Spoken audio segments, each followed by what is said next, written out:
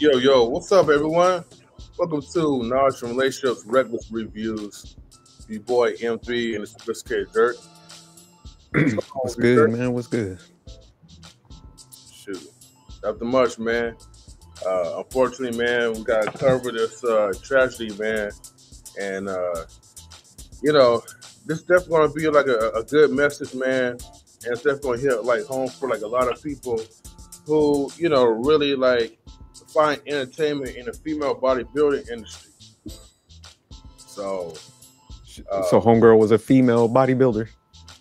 Yeah, she was like a Colombian like female bodybuilder named Amy Muscle, and I followed her like on IG, man, and she have a good pump game. Sometimes when you need to get some inspiration, man, from other sources. If you want to try to, maintain your own muscle. So was she one of them females that, like every female have a workout page, but it's damn near like they trying to fake like they doing deadlifts so they could show like they ass and shit? Is it one of those fitness channels where they damn near half naked? Well, they used to say that for like OnlyFans, but like her channel, like it showed a little bit, but it was more like, okay, like let me just show you the progress of like what I go through, the Miss Olympia championships, what else? The progress of the muscle pumps and all that. So okay, we might have to pull up her. Well, is her IG? Yeah, I think just kind of see, because it sounds like she's official then. Yeah, like she an actual like bodybuilder. Like, because I'm just saying, you see so many of the fitness ones where they just really trying to show, like they'll work out and stuff, you could tell, but it's just to be like, hey, I want to show off like my physique so I could kind of get saved about here. So let me act like I'm doing workouts, but it sounds like she legit. Yeah, I could show you something real quick, man. I'm just, I'm interested. Because like I said, I never heard of her before until like I seen the story floating around, but I didn't know too much detail. But I mean, I saw the thumbnail, so yeah, she definitely diesel, you know what I'm saying? Especially for a female. So it's good, Ruthless. What's good? Definitely, man, what's good with you? Yeah, let me go ahead and that's what I'm saying, because there's two I'll say fitness markets. There's the one where I'm faking working out so I can just show off my body, so hopefully like a dude would give me some money or a cash app, and then there's the ones that's actually legit. They're like working out, they're no, this woman was beyond that. Not only she was working out, she was also steroiding up too as well. Oh, okay, yeah. So she legit, yeah, she juicing. Yeah, so yeah, this is Amy Muscle right here, 43-year-old bodybuilder. Damn, so yeah, she cock diesel. Yeah, so she definitely been putting like the work in. Biceps are 18.5 inches. So that's too much, man. I mean, do you like that type of physique? Like, would you date a muscle chick like that? To be honest with you, I never seen like a muscle chick like that, like up close. So I don't even like, I mean, of course you got the stigma, right? Of like, these huge like bodybuilders or whatever, but until like I actually see one like up close and be like, damn, like this is how they actually look. I can't really even imagine. I could say I could be friends like with a female bodybuilder because I'll look up to them like for like inspiration. You know what I mean? Besides, the steroid usage or whatever, I'd be like, man, that's a lot of dedication to get your body to like where like you want it to be. But would you smash? I probably would though, I never smashed a bodybuilder before, so shout out to Ruthless. Yeah, man. I just, cause like her physique, man. Click on the one on the right where she's in the red shorts. Like that's a big motherfucker, man. Yeah, let me see. Yeah, just like she definitely work out, but yeah, man, that's almost like practicing. Like, man, I feel if somebody sleep with like a female like that, that's you practicing for like when you just turn full gay and shit. Like this is the this is that first phase where you just come out the closet. You know what I'm saying? Said it's practice. Where AI say, man, yeah, this is practice. Yeah, you just practice. Nah, man, that's just too damn big. Like I like the ones where they're in the fitness category where they, you know, they're not juicing and stuff like that. Yeah. They're kind of just toned and stuff. But yeah, that man, like, yeah, that's Like, y'all can be in their arm wrestling naked and shit. Nah, man, I couldn't do it. like I said, like I can see like that could be like a cool little homie, right? Where it's like, yeah, like she's definitely hang out, man. Gym partner, man. She gonna put that work in. Like, man, you go in there, work out, man. Y'all high fiving and shit. But yeah, as far as like, but nah, dog.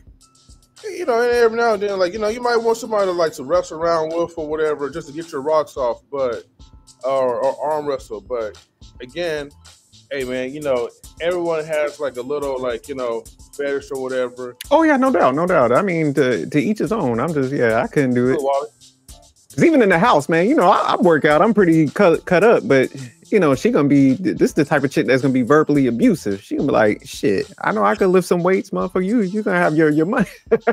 She gonna try to put hands on you and shit. Like, oh hell nah. What he say? Ruth said she big homie. Hell yeah, look at that. She gonna be trying to arm wrestle. Man, what the time M3 get out of order, she gonna be like, what you? She better put him in $1 million dream. Like, what you say, motherfucker? Hey, at least you know for sure, right? You know, you ain't never got to worry about any woman trying to try you. Oh yeah, no. She gonna put hands on them broads. Nah, yeah. See, man. But yeah, man. So I just want to just show you that quick preview, man. So yeah, no, definitely, man. Nah, so but she definitely she work out. But yeah, I can fuck that.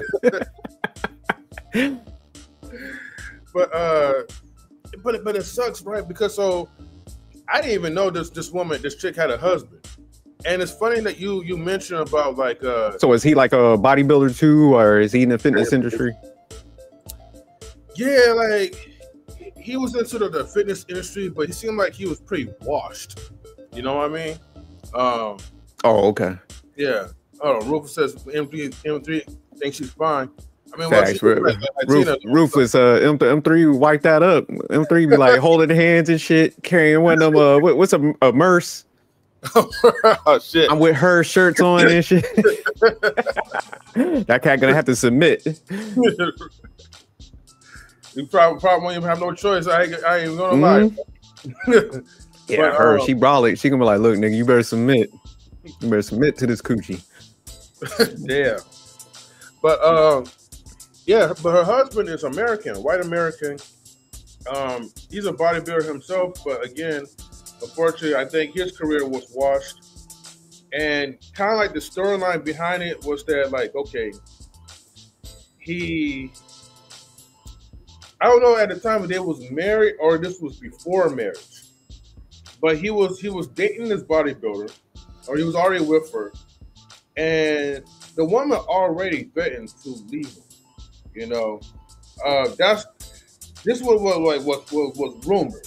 Okay, so I have to say like allegedly on this one, and I forgot to show you like the last post, because the last post was really disturbing, which you probably might see a little bit glimpse like on the video that we're gonna react to. But before he unalived her with a hammer, because you know he kind of hammer. Yeah, he. How can I say this like on YouTube? I'm just going to say like, you know, he pretty much like just grabbed like crushed her skull pretty much with it. Yeah. Blunt force, whatever they call it.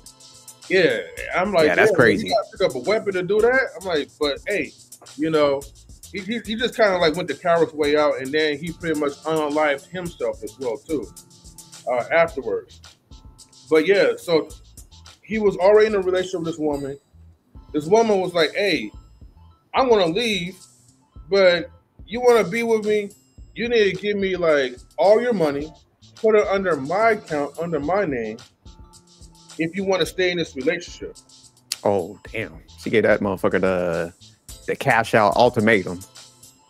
She's like, you wouldn't smell a trace of this. She said, wire the money to the account like she was like a Colombian drug lord and shit. she was like, hey, that money need to hit this account. And of course, like, you know, the guy, like, he was so desperate and madly in love with her. He did what he was told to do. So he had like $2 million in his bank account, gave her all that, which also gave her like the resources to pretty much like launch her career with the enhancements, with the roids, with the bodybuilding, and that's how she became like, you know, like a sensation, like an internet sensation. OnlyFans model. He the one who helped supply all that. Oh, so he pretty much financed her come up. So when she flipped it on him like, hey, I'm about to dip. You got to keep the money coming in. So yeah, but he felt like he had some equity in her and shit. Well, he pretty much like gave all his equity towards her. And yeah, that's what I'm saying. Because like you said, he pumped the money in, but like he felt like, hey, you should be in love with me. I don't pump this money into you. Yeah. She was like, nah, it ain't like that. That's the you paying for my time for me to kick it with you, pretty much. Okay. And so every now and then, whenever since she had all this leverage, every now and then, whenever he needs like an allowance, he has to ask her for it, and she makes the decisions whether she's gonna give him a certain amount of his own money that he already supplied to her. So imagine when you were like well, probably back then, like there was probably, imagine you was an internet sensation or in the bodybuilding world. You accumulate all this wealth, all this money and cash and stuff. Now you meet somebody that you fall in love with, but the woman is just like not all that there, but yet you still want to keep her. So now you're giving all your money your way, all your resources, 401k, everything to this woman under her name. Damn. And now you have to ask her for her permission. It was almost like, I feel like it was Melissa Ford or Trina. No, it was Trina that said she had a husband who was making all this money, but he has to give 100% of his like resources to her, and he has to ask her for her permission if he's allowed to spend his own money that he worked hard for. Suckers. Yeah, so that's why we yeah, that's crazy. We definitely, man, I'm interested in this, man. Yeah. And to Rufus' earlier comment, yeah, man, she a bad bitch, man. You know what she was. But anyways, man, this is the video. So shout outs to this YouTuber named Jada Black. Shout out to Jada Black. Yeah, he got great content, man. Yeah. You know, I like his style. He has like a monotone type of style, but he gets detailed and straight to the point of things. And that's what I like about his network. So if you guys want to subscribe to his channel to like look up more content, feel free to do so. But in all acts of fair use, we're about to get right to it. What's going on, guys? Jada Black here. Shout out to everybody tuning in. I want to talk about a story in regards to a Colombian bodybuilder who goes by the name of She-Hulk. Well, it's Amy Muscle, right? Amy Muscle is what they call her, or what she calls herself on her Instagram, but her real name is Zunilda Hoyas Mendez. I'm just gonna pause right quick. So this was her stiff husband, unfortunately. Okay. Yeah, he's a big dude, but definitely fell off. You know what I'm saying? Oh yeah, big time. Probably just older though. So I mean, you know, that happens with a lot of them, man, where they get so big, it's hard to hold that, you know. But see the picture on the right, you know, where they're kind of like, looks like a butt right in front of her aquarium. See, like right there, man, that's where she should have stopped. You know what I'm saying? Before she got too big. Oh, really? Yeah, so that. But yeah, he looked like he in love, man. He looked like he got the look of one of them dudes that he definitely had her on that pedestal. And that's the thing where I think women, when I be telling them, I'm like, man, they want guys to be in that zone. And not to say like every guy gonna react like this guy, but I mean, it sounds good, but it's just like, man, them dudes that be in that damn near worshiping and have them so high on that pedestal, like those typically are the dudes that flip out, man. You know, those super simps. Yeah. So it's like they think that's cool until they get that dude that's like clingy and extra controlling, and so that's the flip side they don't think about. What I be trying to tell them, I'm like, hey man, you shouldn't want nobody to be worshiping you like that. I know it sounds good up front, but boy, them dudes when you kind of want to move on and they start getting on your nerves, them motherfuckers, they take that shit to heart, boy. Mm-hmm. But yeah, we can get back to the video, but okay. All right. Sorry, my computer's kind of lagging a little bit. She was 43 years old. And she lost her life because her husband, who you see in the photos there, his name is, he was 46 years old. His name is Jared Yelling. He's actually American. And he's living overseas, it looks like, with her. And they both are into bodybuilding, but it seems like she was the star of the marriage. And apparently they had just came back from a trip to Dubai. I believe she was in a competition, right? And he ended up taking her life. He bludgeoned her to her demise. And then he took his own life. You know, I just recently made a video about a couple who was getting a divorce, and the husband decided to take his wife's life. They had separated, but they weren't fully divorced. She had already moved on to somebody else, and maybe he was shell shocked by that. And also her speaking about their marriage on a podcast, I think it drove him over the edge. Not only did he take both of their lives, he ended up having his life taken by a police officer. But this guy right here took his own life after he took the life of his wife, because he could not deal with what he had done. He had destroyed her life, and he destroyed his own life. He crashed out because she didn't want to be with him anymore. They were getting a divorce, and he couldn't take it because him as an American, he's with this woman who is from another country. I believe he's living overseas with her. And the fact that her bodybuilding career looks like it was taken off. I don't know if he has one. Maybe his bodybuilding career has failed. And he just couldn't take all that failure. And he took the coward's way out. Instead of him leaving, see, the strong thing to do is to leave. That's the strongest thing you can do as a man, is leave. But these men can't do this because these are weak men. We are in a society full of weak men. I'm gonna pause this real quick. Shout out to like Marcus and Grey Pill. But do you kind of agree to like what Data Black is just saying, like about like the mental state of most of us men, that most men are kind of like weak-willed and they don't want to like, you know, like leave their wives because maybe kind of like a fear of scarcity or so, or not feeling like they could like find like another good woman, or what?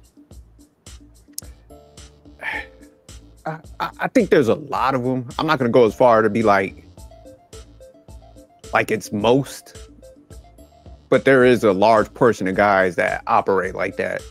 And I like that comment that Grey Pill put when we were discussing it earlier. He's like, man, those type of guys, they feel owed after the fact.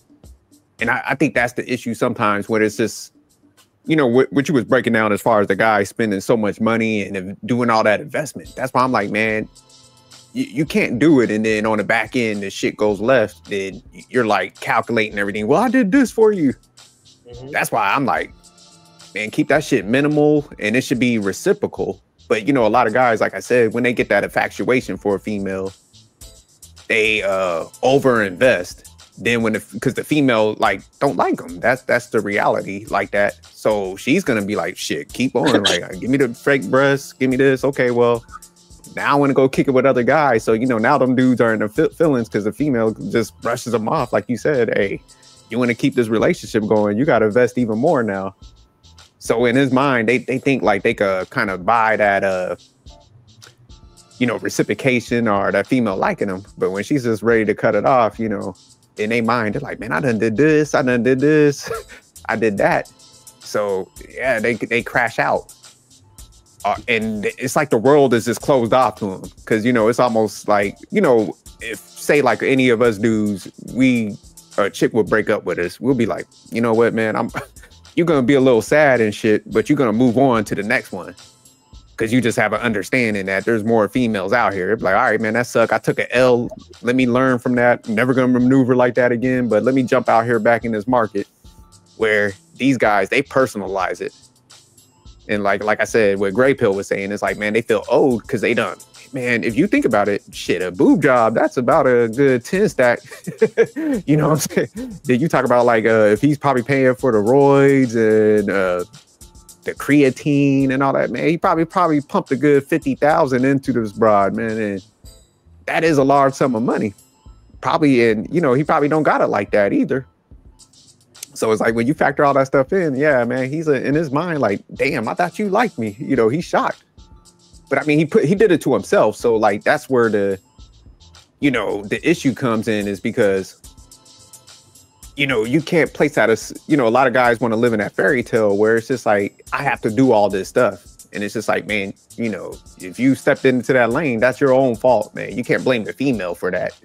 Hell, if you're giving them a bunch of free shit, they're gonna take. Yeah, you might want to drop that link soon, because I think Ruthless got a different point of view. I wouldn't mind hearing his take on this. Oh yeah. I'm gonna drop the link soon. Let me just wrap up. Yeah, you can get back to the video, but yeah, no, I definitely I do think there's a lot of them like that, man. I think it is weak. It's definitely a weakness, because like I said, nobody really owes you shit. So it's your job to make sure that somebody has like them genuine feelings for you.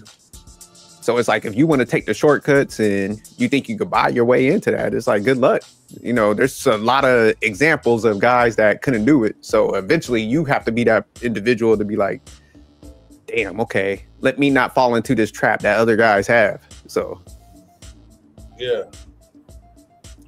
Yeah, and it sucks, man. It's sad, but this is why this is why I like to do content like this, because, you know, being like, we need to wake up the most, unfortunately.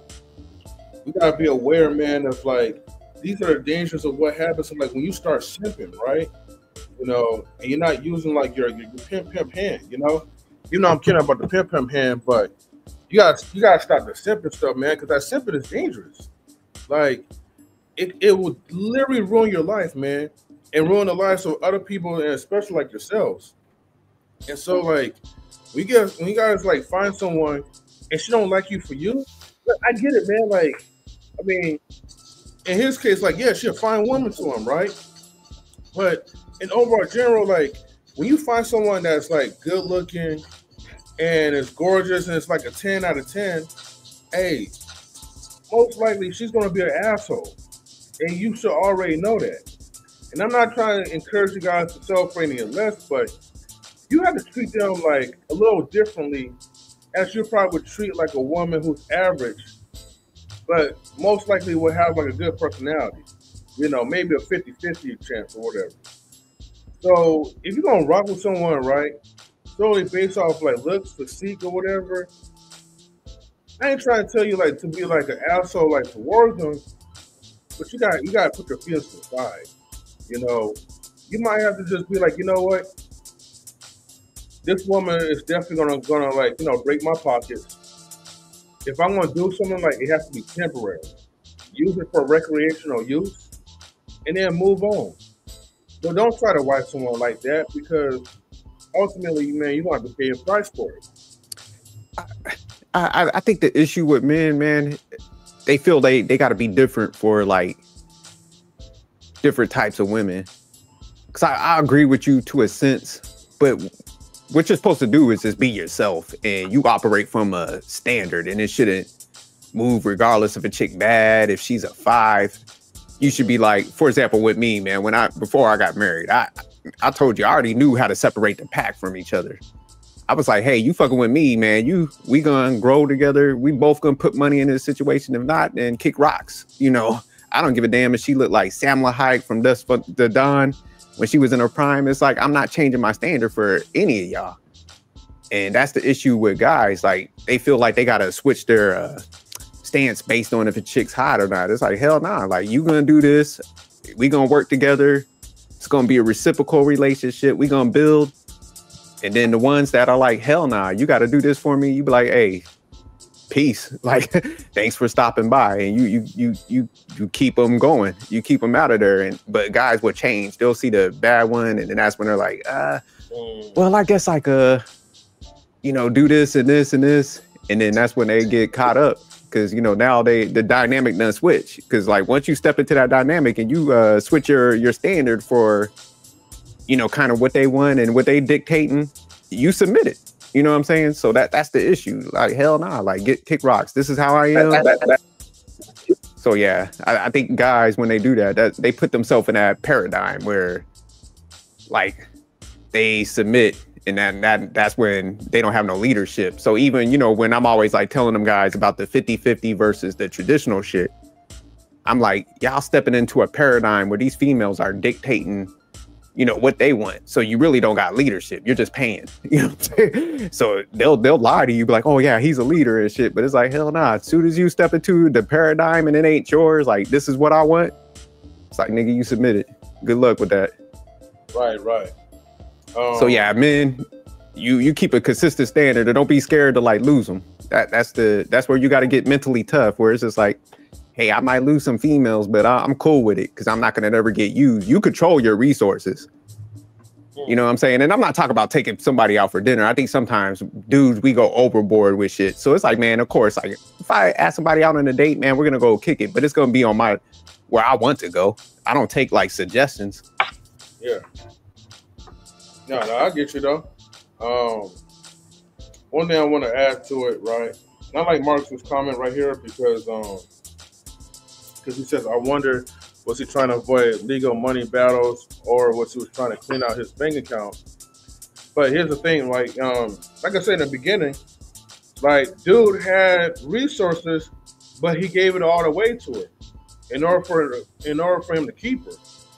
So he gave her all the leverage, all the leverage that she needed to pretty much control him. And really, honestly, I mean, all he really had to do, I mean, if you still wanted to keep the chick, I wouldn't. It was basically like, nah, man, I'm not giving you my money or whatever.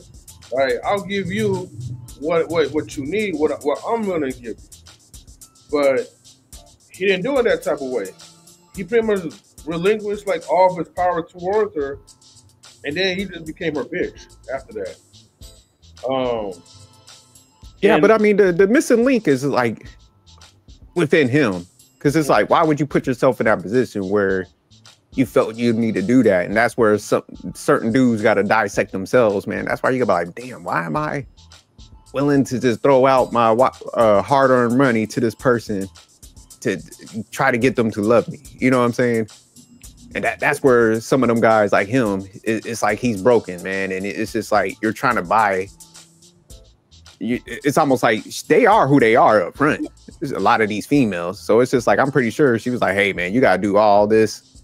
So them red flags was probably spotted very early. But, you know, the male ego sometimes is like, man, if I keep doing this, she'll change. she'll change her personality. So that's what I'm saying. It's almost like they think the resources and them pumping into them is gonna change the female's mindset. And it's just like, it ain't, you know. You know, I was looking at so this is what I kind of thought of. I was trying to put myself in the simp mind's perspective. If you really look at the outside picture of it, right? I know most people, it's easy for most people to tell guys like him, hey, man, you could have found like someone better. You could find like another chick or whatever, right? Especially like he has like a nice physique himself and resources. But however, in his mentality, right? When you look at someone like her, like, think about this, and I'm just going by strictly like her physique. If I was like in his shoes, and I was attracted to like female bodybuilders, like just women with muscle, she's an anomaly. no matter what her attitude is, no matter how she'll treat me, in my simp brain, if I envision this, dude, if I let her go or she leaves me, I would never find nobody that is like her. Not only that has like the 18.5 inch biceps, but also the beauty that comes along with it. You know, and you know, most of them, most women that you'll find, like especially in America, you know, are overweight and out of shape. So, and like I said, I'm just putting myself like in a simp mindset or whatever. Oh, right? Yeah, no, that's pretty much how he was looking at it. Yeah. So it would be very hard. Like, dude, I would probably be depressed. You know, I mean, I wouldn't go too far as like what he did, but I'd be like, damn, man, that's a good woman physically that I let go of, man, and man, I will never get that again, ever. So I think but I mean, even, you know, he's 46. So he's in good shape. So man, he could pull the other joints. But that's what I'm saying. That there's some attachment because, like I said, a lot of times people be like insecure, whatever, and then they just fixate on one person. So I know, just like if he went to other places, he could have pulled other joints. You know, it's just, man, when dudes lock in on one and they put that investment in, it's almost like they can't pivot, you know, and then like you said, they crash out. So yeah, so it's a weird dynamic, man. But yeah, we could jump back in the video because I think yeah, for sure.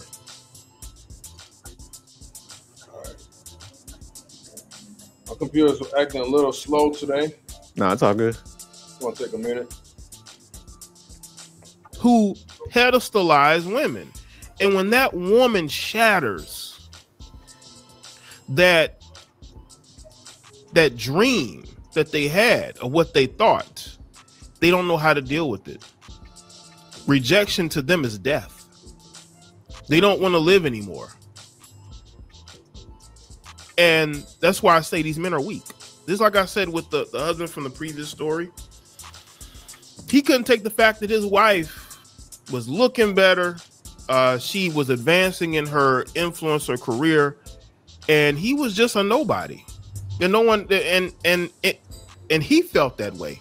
You know, I'm saying that because he felt that way, because obviously he had nothing to live for, because he took her life and his, because he had nothing to live for, because without her, he has no life. A lot of cowardly, weak men out here who are crashing out because one woman doesn't want them anymore. And I'm going to continue to point this out because somebody needs to. Because a lot of you married men are under this delusion that I guess your wife only wants you or she'll never leave. You always have to prepare for the worst. You always have to say, you know what if this marriage doesn't work? I have to move on. But they can't do that because these guys built up this delusion. And I guess because he was an American, he felt some sort of superiority complex. And then when this woman doesn't want him anymore, it makes him bitter to the point to where he bludgeons her to her demise, which is very personal, by the way. Then he takes his own life because he can't deal with the ramifications of his choice. We have a society full of weak men. This is why the red pill will always be undefeated. You don't see red pill men crashing out over women. You never will. Why would we crash out over a woman that's replaceable? Now, I'm not talking about this particular woman here. I'm just saying in general. A lot of you men are just, you know, you show who you really are, and you show that you have no self-worth, no value in yourself. You value the woman that you're with. That is where you find self-worth. Not in being a man in society, not in the accomplishments that you have, but in the woman that you are with. You're pedestalizing and you're worshiping women. And when those women disappoint you, you crash out and destroy lives. So let's get into the story, TMZ. You can hit pause real quick. Zunilda Hoyas Mendez, 43 years old. I definitely just want to say this, right? And I forgot to put my little disclaimer up here, right? So look, please be advised, right, that what we discuss in our political, clinical, financial, medical, nor legal advice is for information and entertainment purposes only. Also, please be advised that the content that we review are definitely not necessarily the viewpoints of knowledge and relationships. This is not a RP type of channel.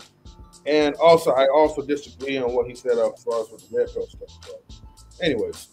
Yeah, I'm just when he said like the red pill dudes don't fall for this stuff, that's false, because you know, we seen some of the situations where they did you know, get caught up in shit. Yeah.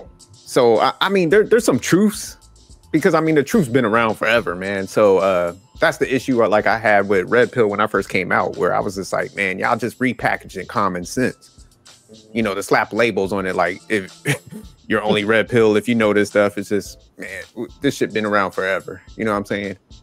But I do I mean, they got some truths in there, so I'm not one of the people, I don't deny truths. But yeah, what he was saying, it's just like, you know, it can't be defeated. It's just like there's a lot of people in that movement that maneuver sloppy.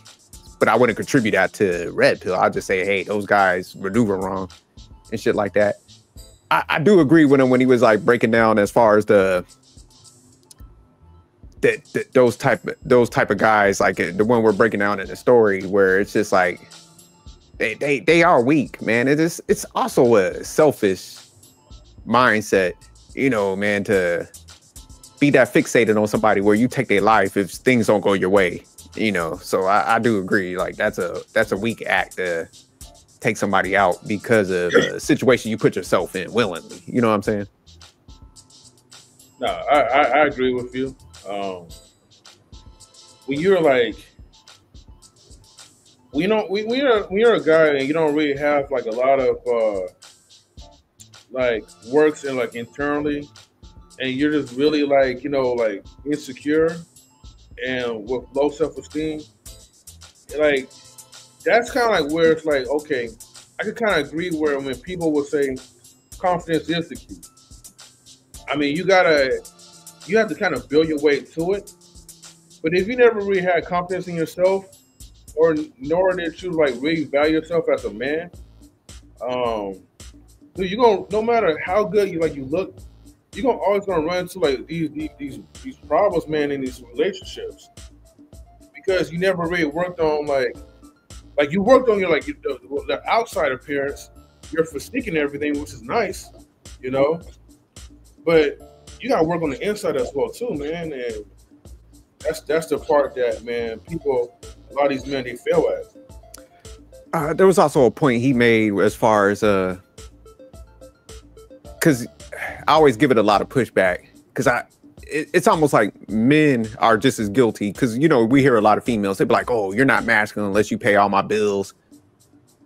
But the reason why they take that stance is because a lot of times, man, men be saying the same shit. So I hear a lot of guys, they're like, well, you know, if you're a provider, man, that's masculine. And masculinity has nothing to do with like paying somebody's bills. That's the dumbest shit ever. So like when he was breaking down like how a lot of men, they think like their world revolves around a female, because that's what they think masculinity is. Like it's always like woman centric, and the reality is like how you build yourself out outside of a female. So it's just like once you build yourself outside of a female, you kind of understand the true purpose of everything. Everything fits into your structure, your schedule and shit like that. But a lot of guys, man, they'll build their whole existence around that. And then when it crashes, that's why they crash out too, because their whole world, it revolves around a chick. So that's why I always get pushback on the masculinity thing. I'm like, nah, man, you're supposed to have your shit structured, and you're supposed to be able to operate without a female. That way you just plug them into your lifestyle. Then if they don't act right, you get them up out of there. Your shit ain't gonna come crashing down. Your time don't change. You go out there, you get a different chick. You know what I'm saying? And I get it. Every guy ain't gonna have the same mindset, which is understandable. But that's why a lot of guys have fucking problems. So that's why I go back to, as a man, you see who guys have healthy situations, and that's how you should build yourself. That's where observation should be coming in. Because I saw the dudes that had good interactions, was never crashing out. They world ain't stopped. You know, they had, you know, every situation ain't gonna work out, but they kept it pushing. So I built myself to emulate the guys that was winning. It's like, I don't understand this whole, I need to follow shit, crash out guys. That's dumb as hell. You know, that's a stupid mindset. Yeah, no, I hear you, man. But yeah, we can get back to the video. Yeah, sure. All right. Last trip with him, a farewell, her niece told the outlet she had decided to divorce him because of her husband's aggressive behavior, because he was jealous, because he realized she didn't need him. He realized that she probably could get another man, and maybe he felt that she was with somebody else. It's nothing's been confirmed, but these men are going to crash out if they think that you already replaced them. This is what happens, people, when you pedestalize women. Never see, society wants you to pedestalize women. Society wants you to put them on never do that, because when those women disappoint you, you're gonna crash out, because you've been taught and told that women should be pedestalized, and that is not true. This is why they hate the red pill philosophy. This is why they attack men for saying, I don't worship women. I don't put women on a pedestal. They hate that. And they attack men with that mentality that, yes, women are replaceable. And they attack you because they want a society full of simps and men who worship women, because they think that that's going to elevate the woman. But all it does, it builds resentment and bitterness, especially if they are married to these women and they end up in a situation where that woman doesn't want them. They feel totally rejected. Then what? Fellow bodybuilders posted a series of tributes to Mendez on Instagram, calling her the kindest woman in the world. Every second in my brain are good memories for her and nothing else. Rest in peace, Angel. As I said before, this woman clearly, her bodybuilding career seemingly was taken off, and maybe she had a wandering eye. And maybe he felt that. Maybe she didn't want to be with him because he wasn't the type of man that was going to help her take her career and her life to another level. Listen, it happens, people. People get rejected every day. You don't need to go out there and take their life. This guy clearly just felt that this woman didn't want nor need him anymore. But that's life. That's what happens. Women are always going to come and go. There are a lot more women out here than it is us. Crashing out over one woman, throwing everything away for one woman is insane to me. It is absolutely insane to me. But this is where we are. This is how these men rationalize these days. They have programmed, and by the way, we're talking about a man who's 46 years old. These two stories that I just did are men who are over the age of 40. And they too have been propagandized to pedestalize and put women on the pedestal until these women want independence. They want to leave their situation. She felt like she could do better than being with him. And he knew that. He knew deep down she felt like she could do better than him. Hit pause.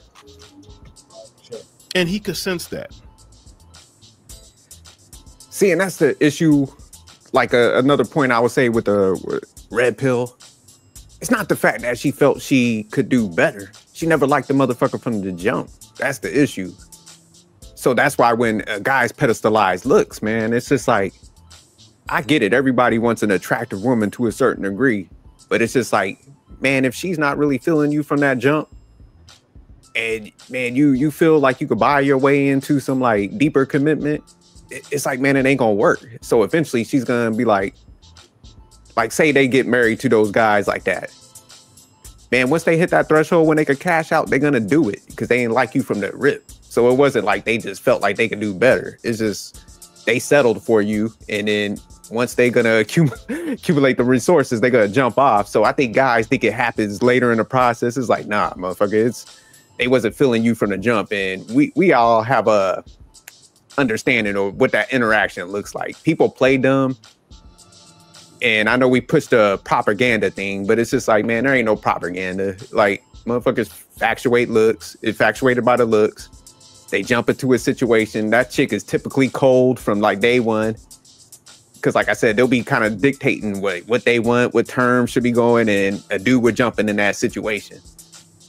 But that guy, like, he was in good shape.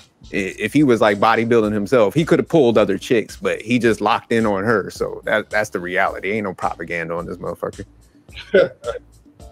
What's good, Ruthless? Top of the morning. What up, man? Same to you, man. Man, I'm just, you guys got some interesting, well, you guys went to a cold rabbit hole here, boy. Why you say that? Well, because you guys are kind of, I mean, sophisticated, you're kind of looking in the mirror and then painting a different color. Not really. Why would you say that? Let me hear your take. And then well, okay, so here's this man who's married to his wife, right? Uh-huh. So you know the marriage contract, it's in there, till death do us part, right? Oh, you wilding on that. No, I'm saying it's in there, right? It's in there, right? Yeah, but not that interpretation. What you saying? Now you want to add context. I'm just saying the when you said death do us part, that is self-explanatory, buddy. Now, here is, and I'm not saying you think this way because obviously you just signed up for something you truly didn't all the way believe in, right? Because obviously if you and your wife ever depart, you're going to get you another wife or whatever. You're going your separate ways. Yeah. This is a total contradiction of marriage, right? This is why married men are so delusional as well, right? Because on one hand, you say to the men who ain't married, don't leave with your money, don't pedestalize the woman, don't do this, right? That is a correct sentiment that you guys display, right? But on the other hand, niggas is getting down on one knee, put that big ring on there, right? Is that a word of affirmation? Is that a gesture of affirmation where you get on one knee? I know you got on one knee, didn't you? No, I didn't. You didn't get on one knee? No. Both knees? Nah, I proposed over the telephone. I was overseas working. When you gave her the ring, did you get on one knee? No, I never got on one knee. I never done it. That's what I'm saying. You mailed it to her? Huh? You mailed the ring to her? No, we just went to the store. We both got rings, and we went to City Hall and got married, man, for under $3,000. Like that's okay. And you do believe that your marriage is genuine? Absolutely, yeah. Does that make you weak? Weak for what? Her. What do you? I don't get what you're asking. Does that make you a weak man that you married a woman? No, it doesn't. No. Getting married don't make you weak. It's how you get married that makes you weak. So if you submit, then yeah, you go be weak if you take an inferior position. Well, that's a contradiction because you did submit. Nah. Yes, you did. Not at all. You submitted. Okay, you submitted when you signed up, right? So because it's all about compromise. The only way you're going to get married, number one, is there's a dating period, then there's a courting period, right? Where you guys are going, most of them are off and on here and there. You guys are, some of them very few of them are very straight through, but once again, to get to that point of marriage, there has to be a bit of compromise. Don't you agree? Yeah, you compromise on basic things, but you should marry somebody that has a similar like mindset and principles as you. So that's why you don't compromise in those things. But most people don't do that. That's where the compromise happens. So now you're selling wolf tickets. No. That's what happens. Wait. What do you mean? Marry somebody who's on the same mindset as you. Okay, I'll break it down. Yeah, break that down. Yeah, so first of all, I'm 50-50, and there's a whole deep, complex situation with that, why I chose that. So when I was younger, I observed like different interactions with adults. So for example, like my mom and her sisters and were all traditional. They got divorced. Those men paid out. I had an uncle that he had a wife that had money. He divorced. They didn't really have to pay out. So they had a different dynamic. So when I was younger, I was observing all this. I was like, damn, like that would suck to have to pay somebody. But when I got with my wife, we both was discussing finances and stuff. So she got a career. she was talking about her mom was divorced and how she kind of got hit hard. So we were just like, look, man, we both could build, both put ourselves in a good situation, and both make sure that, you know, we're not taking advantage of each other. So we had a similar mindset when it came to finances. Also, we understood like we needed to make sacrifices. So we're not going to be doing a lot of stuff like spending money and all that, doing trips up front. We're going to put our time and energy into our kids. And, you know, we wasn't going to make it about ourselves with the pettiness and the pickiness. So that's what I'm saying. We understood like, hey, there's going to be some sacrifices. I'm not going to be able to entertain you because I'm an ambitious guy. I'm going to get it. So I'm not going to be around. So we had those deep discussions. So even before we got married, you know, I was with her for about 5 years before we got married because I wanted to make sure that, hey, you know, because people could be saying stuff up front, but then they don't really carry on with those actions. So after I monitored that for like 5 years. So that's where we were pretty much in alignment. I actually seen the action just go along with the words. So she wasn't just saying shit to me. Okay, so once again, right, you compromised. I mean, if you want to say it like that, yeah. Okay. But I mean, we both grew with each other and put in. Oh, so she didn't have the same. You guys didn't have the same mindsets. What happened was y'all made it work. Two different things, two different levels there, right? Making it work. That means sacrifice your ego, sacrifice. Maybe you have plans for this or that, but for the betterment of the family unit, right? You put that to the side and prioritize that, which is the family unit. So that necessarily means you guys have it. So you guys are not the same people. You guys don't have the same thing. It's just that you and her probably came to the conclusion that you guys want to work this out. Correct? Well, in a sense, we did compromise, but our compromise was for the betterment of the family. So we put a higher purpose before ourselves. So yeah, that's what I'm saying. You said the same thing I'm saying. So yeah, absolutely. So that's my point. That's my point. So when you talk about compromise, right, meaning you're submitting to something that both of you are submitting to something that is ideal for the family. Yeah, but I'm not submitting to her. You know what I'm saying? That's the issue where men that pedestalize females, they're submitting to her. I'm submitted to like a bigger purpose. You're also submitting to her. Nah. Meaning she has her expectations, right? Mm-hmm. I'm sure you just ain't able to go out to the house and not come back for 2 days in order to communicate why you ain't, or letting her know, or with the proper channels to make sure that there's no friction, correct? I wouldn't do that in the first place. That's what I'm saying. But you're checking in. So another thing is, right, you can't go out and just go on a date with another woman and expect the repercussions and consequences of that, correct? I mean, you gotta ask somebody first if they want that. So if I wanted that and I did did that, then yeah, I would be submitting. But I didn't want that. You know what I'm saying? Hold up, Sophisticated Joe. Do you understand that you're not allowed to go out and deal with other women on a sexual level or even on a psychological level that's romantic? Do you agree with that?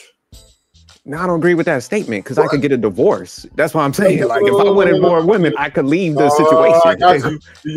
No, you did. Because I mean, because y'all try to paint this picture. It's like, man, I'm a grown ass man. Like, I have a cousin, for example. He got a divorce because he wanted to do that, and he went out there and did his thing. So you're allowed to leave a relationship. That's what. That's not the question I asked you. I didn't ask you. No, because you're trying to ask it specific in that way. It's not about like I could do what I want to. People left relationships. That's what I'm saying. No. I don't want to do that. No sophistication. You're not getting out of this. I got you down. I got your ass down. No, you don't. You're trying to box it in like, well, you got to do this and this. It's like, no, motherfucker. If somebody don't want to do that, then they don't want to do it. Let's mind this out, though, right? Let's mind it out. Let's go. Because remember, when you're in a dating phase, I don't give a fuck what you talk about. There, women and men, we both have expectations and boundaries in place, right? You got to agree with that. You can't say that. Oh yeah, no, people have expectations, but a lot of times smart people Would you say like smart people find people that align with those expectations? You ain't got to fight it. You ain't got to fight it no more. Just give it. You ain't got to. You trying to stretch it? I know where this is going. I already had all these conversations with people, and I've been whooping their ass. You losing right now. So nah. And I'm gonna break it out to you. Why you? Okay. Losing? Because on one hand you say, I can do what I want, but then I'm not submitted to her. But then again, you are, right? Because you know the prerequisite of even getting to the altar and going across that threshold, right? You're gonna have to display a level of faithfulness. Oh yeah, absolutely. That is not negotiable, or else you guys or she gonna leave you, or you gonna leave her, whatever, right? But the point I'm making is you're submitting to her expectations, and she's submitting to your expectations as far as neither one you're gonna see other people. And I'm not saying and let me make this a clarification on I'll give you half a point here. It's something that you embrace. I'll give you that, right? You embraced it, like from to be like, okay, I'm going to be with this woman and I'm not going to see nobody else. You embrace that. You embrace the union of you and her without anything else coming with it. Yeah. Okay. Yeah, so I'm giving you, that's a half a point for you. That's a half a point for you. No, it's a full point. No, half a point. Well, this is where you lose a point, so it may average out to half a point. You're submitting it within yourself because I'm a little sure you probably have some options before you met her that you might have been tinkering here and there with, off and on with, or maybe even in a relationship with it just didn't work out. But and they wanted you back, or maybe you were dating other women. I don't know, right? But I have more game than a little bit. Because you seem to be a charismatic guy, right?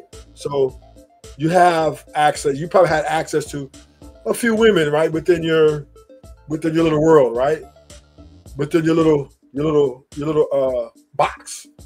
But then you met her, and you guys were kind of, I'm guessing maybe in the beginning you were kind of looking at her more, less, as a cute little woman, and you're getting to know her. So I'm sure you're just not going to let everybody else go right away, right? I'm sure you're going to work your way to, okay, I'm going to build this. And then I'm going to let everybody go. I'm going to make sure, because you're the assurance guy. You're the type of insurance. You like insurance. Like you said, 5 years, you did it for 5 years because you want to make sure that she was who she say she was, correct? What'd you say, insurance? Yeah, insurance. You did insurance to make 5 years is like an insurance policy to make sure she's who she says she is. Yeah, absolutely. Make sure everything going together. If you take marriage serious, you want to make sure that you ain't just jumping into no bad situation.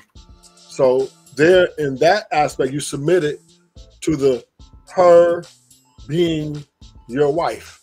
And, you know what I mean? That means once you proposed, right?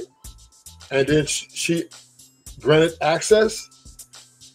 You then submitted not only to just dating her, you submitted to the furtherance of you and her under the paperwork. So maybe you put it on paper, right? You put it in ink, right? You put it in ink. Whoop, right? Now, so you're submitting, right? So that's what I'm trying to tell you. But you just want to. Now back to, can you do what you want? No, you can't do what you want because you have to be considerate of not only her feelings, also you got to be considerate of the investment, right? You also got to take consideration of your promises that you made, or the commitment you made, right? So therefore, you can't do what you want, right? Because you signed up for something that is more important to you. And I'm not saying it's a bad thing, right? More important to you than to do what you want. See, that's where you guys got it confused, and you submit wrong. So I agree, people do submit. So like with me, I submit to the higher purpose, and even in the Bible, you submit to God. You know, a lot of guys submit to the women because they're going for just looks and shit like that, superficial stuff. But in the case, you know, why does divorce exist, Ruthless? So people could get divorced if they wanted to really do something. But there's a lot of people that choose to be in situations. Because, for example, like you said, man, I used to be out here for the streets. I used to party all the time. I got burnt out with it. So when I got married, I knew what I was getting into. I didn't want that no more.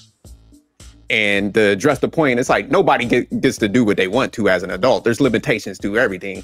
So even somebody that's like single, it's like, man, you know, you got to go out there. You got to put out some resources.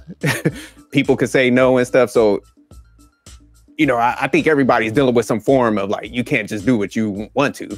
But I think people, that's why I was stopping you before. I think people need to ask, like, do you even want to be out there like that? Because if I did, I would have never got married. You know what I'm saying? You're agreeing with me then.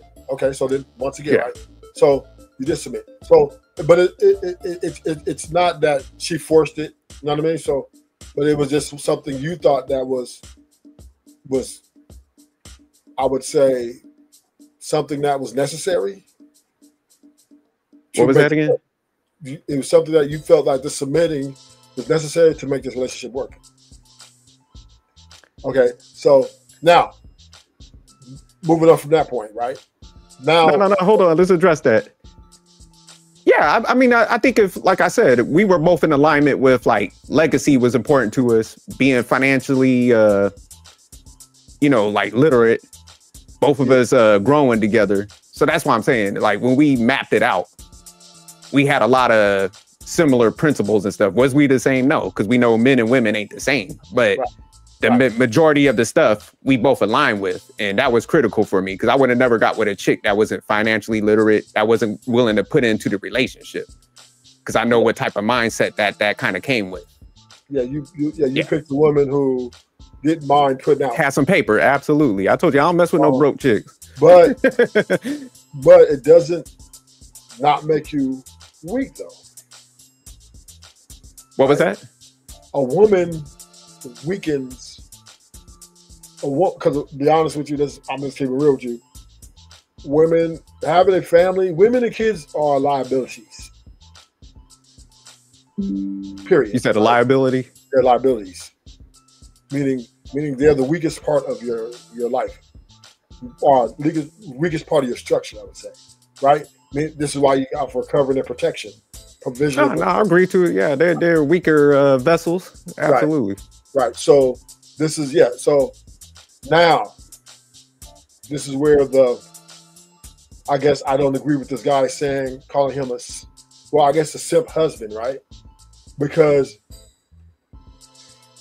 I guess his wife, who was playing with the game, right? Right. She went in with 1 foot in, 1 foot out.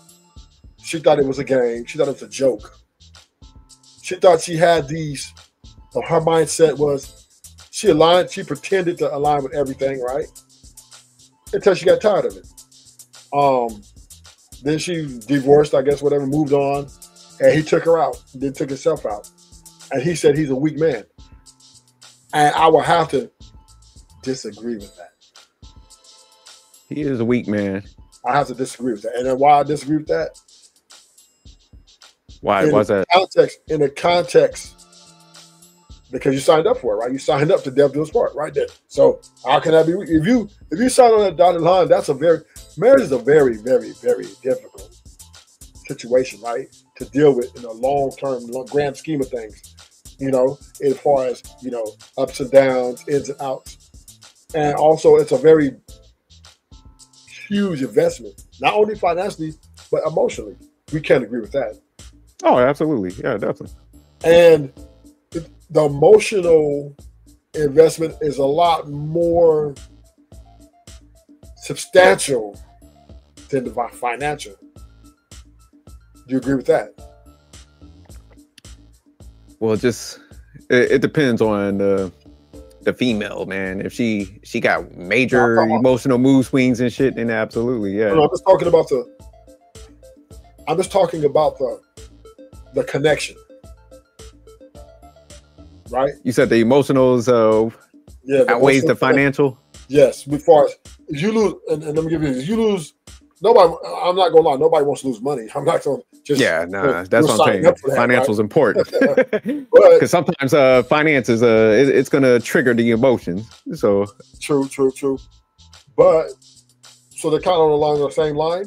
But if you were a man who just about, this is where we got to pick the winners and the losers, right? You win if you marry and you treat it as a business, right? And not so much as emotional attachment. No, that's a fact. Right? Versus people who marry and they treat it as emotional attachment, then business. Yeah. Okay. Now, and the loser in a situation is the one who emotional attachment outweighs the financial investment, the financial investment, meaning he's so emotionally attached to this woman that he feels like he can't live without this woman, or it's just this, she is his everything, right? Mm-hmm. Now, when you get a woman like who does what she did, this is the results, right? Of, you know, she, and this is why women shouldn't play the game, and this is why I'm gonna put the onus. You're probably gonna disagree. I put the onus on the women and the men too, but mostly the women, right? When you're going into a marriage, you must treat this as a very serious position, right? Because we're talking the potential between life and death, right? And when you, because the risk, there's a lot of risk involved, but the main risk you have when you get married is a emotional attachment, which degrees to a low emotional investment, right? Which is way more catastrophic than financial in the aspect of if you walk away, right? You walk away, I'm divorcing you, I'm leaving you, and this guy is far more emotionally invested than, you know, because the money means nothing to him. The car means nothing to him. You mean everything to him. He's most likely to take you out. He's gonna take you out, or he's gonna commit suicide. Yeah, you know what I mean. I just disagree with your position, because I do think, like, I'm not one of them people, like, I resolve females from. They definitely got a big part to play. So that's why I'm like, I stress on certain things to guys, because don't you think the statement, do you think in a divorce, like a guy is going to lose more, right? In those situations, in a breakup or divorce. Yeah, he's gonna lose okay. More. And then even like say in this situation with him, it's just like, if you crash out, you're going to go to jail. So I just think with us men, it's just almost like the consequences or the negative impacts is going to be way more for us than a female. So that's why, like, I see what you're saying. Absolutely. Like, those females, they should be accountable for their interactions, because it's like they could lose out. But I'm not talking about this extreme case, but just the impact that's going to happen to guys. It's like, hey, man, we have to make sure that you're not walking in there, like you said, with the emotions. Even if we make the statement, like, we're more logical than, you know, women. It's like, man, well, we got to put that to practice. You know, that's why I said we got to start observing what's actually out there, and we got to start maneuvering different before we just jump into something and then, you know, start pedestalizing. So that's why I put the onus a little bit more on men, because we understand the impacts of all this stuff. We've seen it play numerous times. Like I said, I grew up around it. So I looked at what was going on. I'm like, damn, that I'm not about to put myself in those situations like that. If I'm going into marriage, I'm making sure that we both investing into this thing. We both have this mindset, or I'm good on that. Like, I'm not going into any situation unless it's right, you know, on my terms and on that person's terms. Yeah. So that's why I get the pushback. I think the onus falls on men to avoid. Well, we all have a plan. We all have a plan until we get punched in the mouth. Absolutely. No, nothing's 100%. So with you can't really speak to this type of rhetoric as far as, you know, the end result, because you're heavily engaged and still in a fully functional relationship, a marriage, right? Yeah, So but I mean, shit can still go left. Until you, and I hope you don't. I'm not wishing this on you, right? Yeah, I know what you're saying. Right. Unless it happens to you, right? You can no way make the prediction of everything that's going to happen of the result of it. You can speculate, right? Which means well, what do you mean by that? You're talking about like how he went out? Yeah. You don't know. You can speculate right now. Oh, I would never do that. Oh, I'll never this. I'll never that. This is a big part.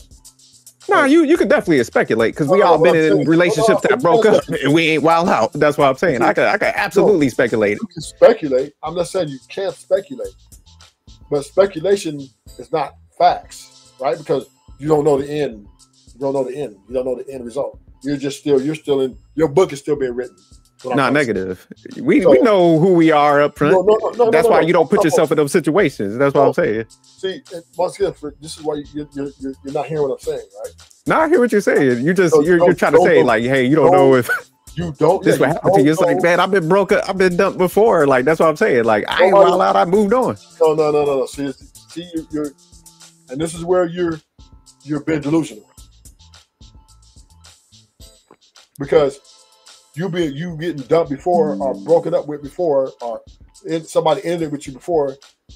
Number one, this wasn't your wife, right? And you did not have the years and years and years of this type of relationship. She's different than the other women because obviously you're married. 1, 2, you guys have a lot more time together, a lot more things, a lot more investment on all levels than the other chicks that were in the past. Correct? You have to agree with this. Yeah, but I mean, first of all, this don't happen on the. So you can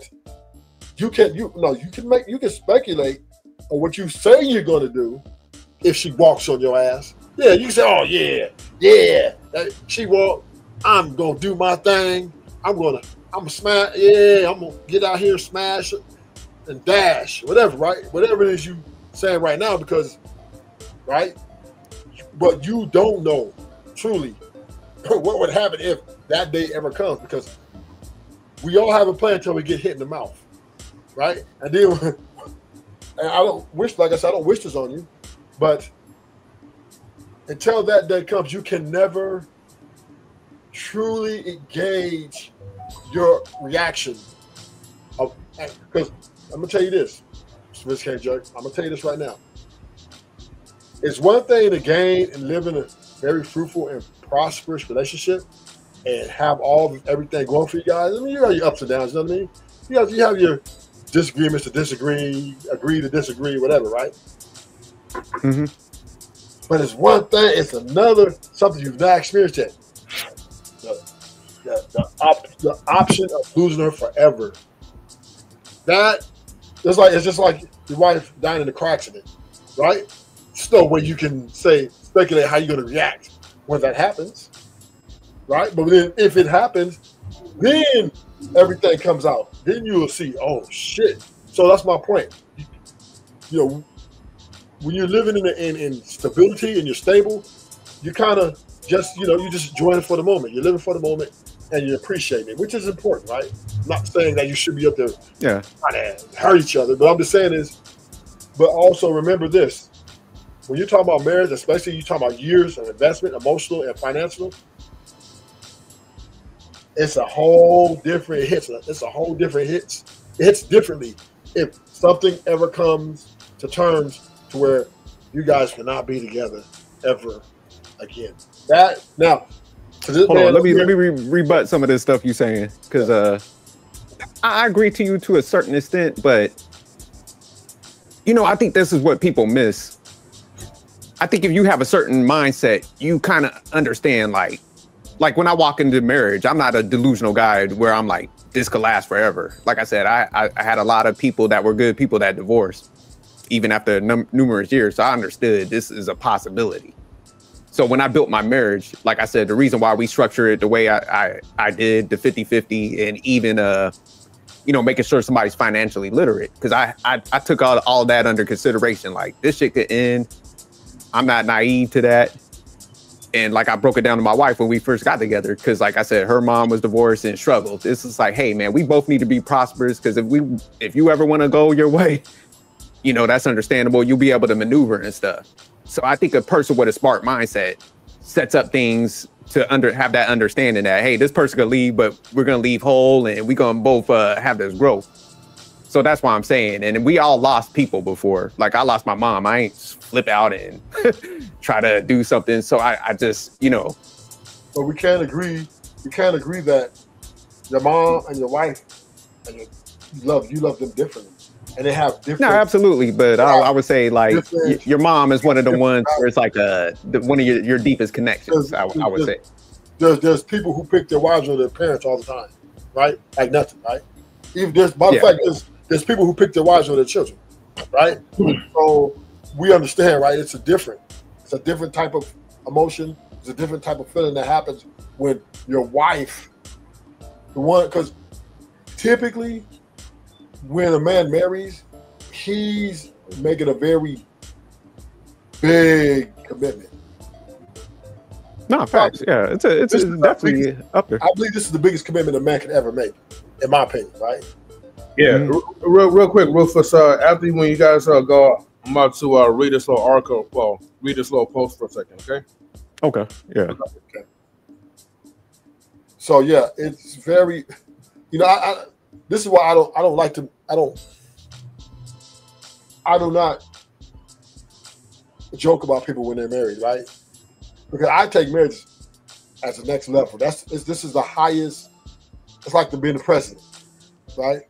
When you take that step, that is the biggest commitment you can take as a couple. And you know, you make somebody your wife. That is something that is very honorable, and very valuable, all in one, right? So it just, and I understand what you say, the tough guy image. Oh, I'm, you know, I ain't never gonna fall till I ball, you know, and you know, she leaves me, I'm fuck that bitch, and right, all those things, right? It sound good, but I don't know, Sophisticated Jay. I will have to see it to believe it. No, I get what people saying, because man, I think we're so used to seeing like mentally weak and unhealthy people, and so it's like, man, I don't get offended by it, but I do think like certain people, man, they just view life different. For example, like I'm definitely gonna be sad, so I'm not gonna be out here like, oh, celebrating it and shit. I'm gonna be like, damn, you know that. But I would never put myself in a position like this guy, because first of all, I got a kid, you know, so I'm not selfish to be like, take myself out the equation and miss out on future things because it just didn't go well with one person. So I think a lot of people operate like that, because a story like this is just not the norm. But there's a lot of people that get divorced that don't flip out. And this is why women are fucking winning. Because guys like you. No. Because yes. Plus, you got to even go back to the beginning of this story, where the guy he came into the relationship at a deficit, where he was just like, okay, well, let me pay for fake tits, let me do this and this and this. So when you go in infatuated, listen, you going in at a wait. This is why women are winning. This is why they're winning, because you are a part of the problem. And let me show you, right? I'm gonna add context. You're gonna sit here and tell me, right, that a man can't view his wife, not his girlfriend, not some girl he's just dating, not some girl he just had smashed or met at some party who a guy ran train on her, guys, you know, whatever, right? But a woman, he put a fucking ring on it, and you're gonna tell me that it's weak to love this woman unconditionally? He didn't love her unconditionally. He was infatuated by her. That's not love unconditionally. So now, okay, so let's make this point. Is there a time and a place where somebody should be taken out? What was that? If there's a time and place to kill somebody for wrongful acts? you have to kind of put some context behind the wrongful acts. So God comes to school. There's a time and place for some shit. I ain't gonna say no, because somebody putting your life in danger. Hell yeah, like, but so you agree then? Because they don't like you? Come on, man. No, okay. Relax. So no. Let's walk this down, right?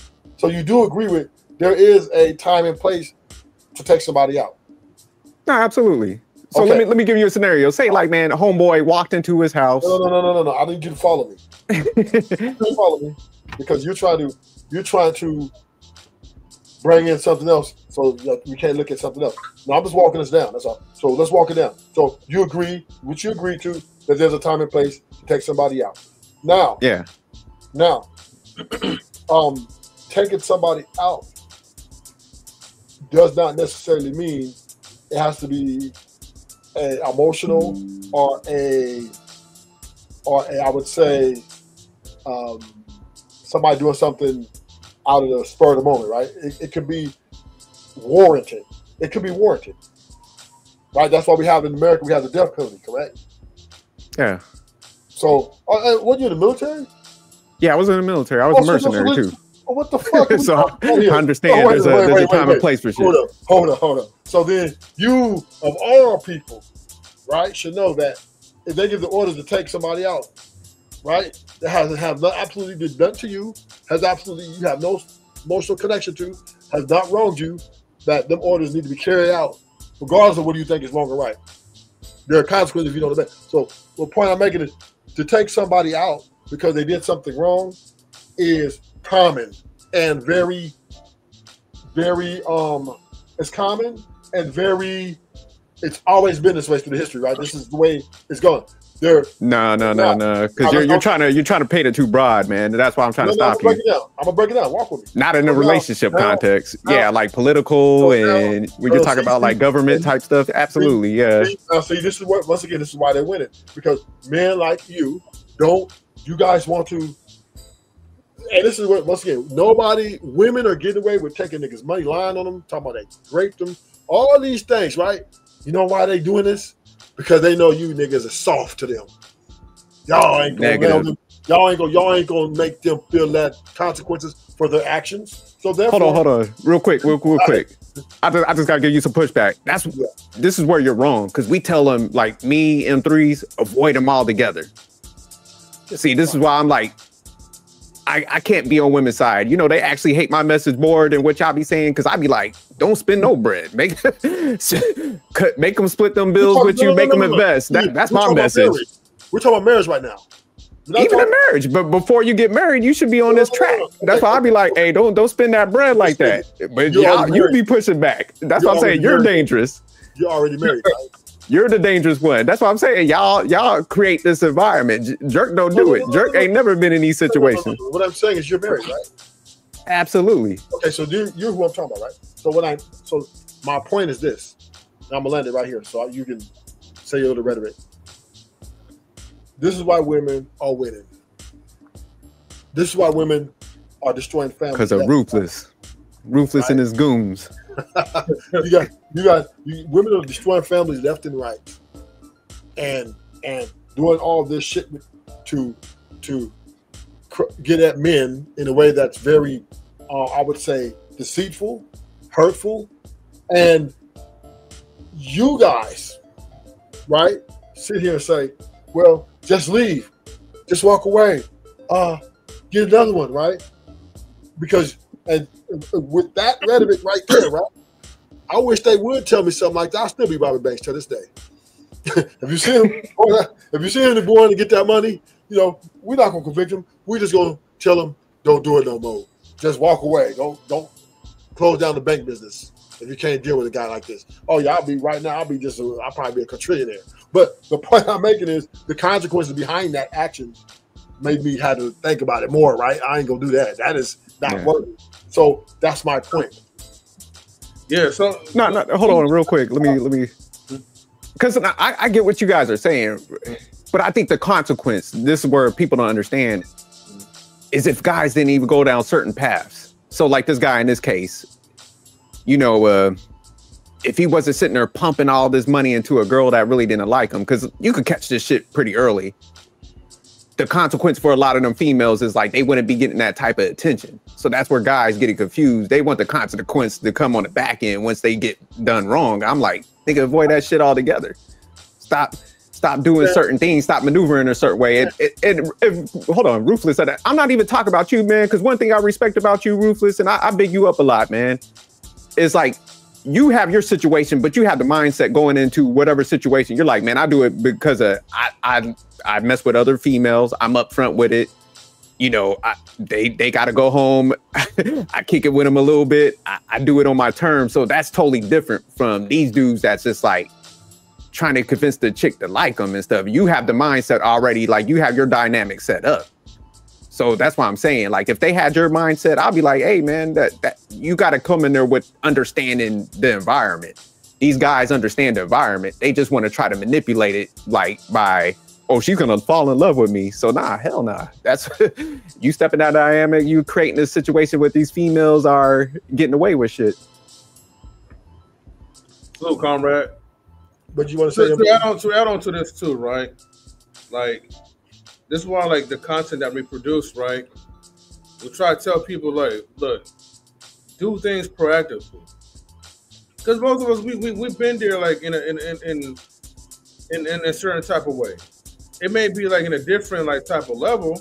We haven't went that far as like, you know, crash out, no SIMP type of stuff. But we all made mistakes, which when you look back, okay, some things could have been preventable, some things could not have been preventable. So, like, okay, if you're in a situation where you did all the right things and then you get caught up with some BS or whatever, okay, here's the solutions to kind of get out of it. And then you see someone, you're talking, you can right off the bat kind of judge and be like, you know what, let me not put myself in this situation, because the first noticeable upfront red flag is that when a woman demands money from you, that is where any guy with common sense, self-worth, self-esteem, self-value, self-worth will be like, you know what? And I think I said self-worth time for whatever, right? 2 times for whatever. We'll automatically be like, you know what? Fuck that. I'm not giving up my leverage to you, and then I become like your slave and all that, and then I suffer over beauty. Is there you take what I have to offer, or you leave? But at this point, it will make more sense, like, if the guy, like, you know, was, like I said, he had his self-worth going on, he wouldn't put himself in that situation. All that was the consequence of him wanting and needing to feel loved by this person, but thinking that money is the solution of all things, that you could buy someone's love.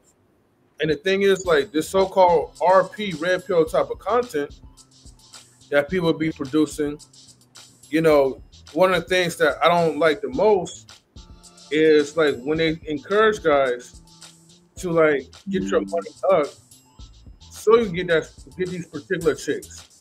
If you want so-called quality women, you need to get your money up. And a lot of guys feel like, okay, cool, I got my money up. Now I could get, like, the most, like, insufficient, most nonchalant type of woman because she's a baddie, but I could pay my way for her respect, for her love or whatever.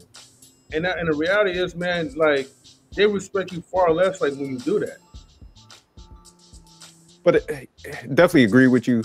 And that's why, like I even mentioned in Ruthless, he got to a situation, but he, like I said, he has the understanding of the mindset, and he's putting it on his terms. Like, hey, I like multiple women. Here's how I operate.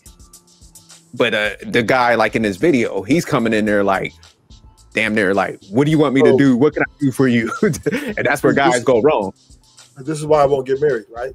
This is why I don't because America will not allow me to run my household like I really, truly want to run my household.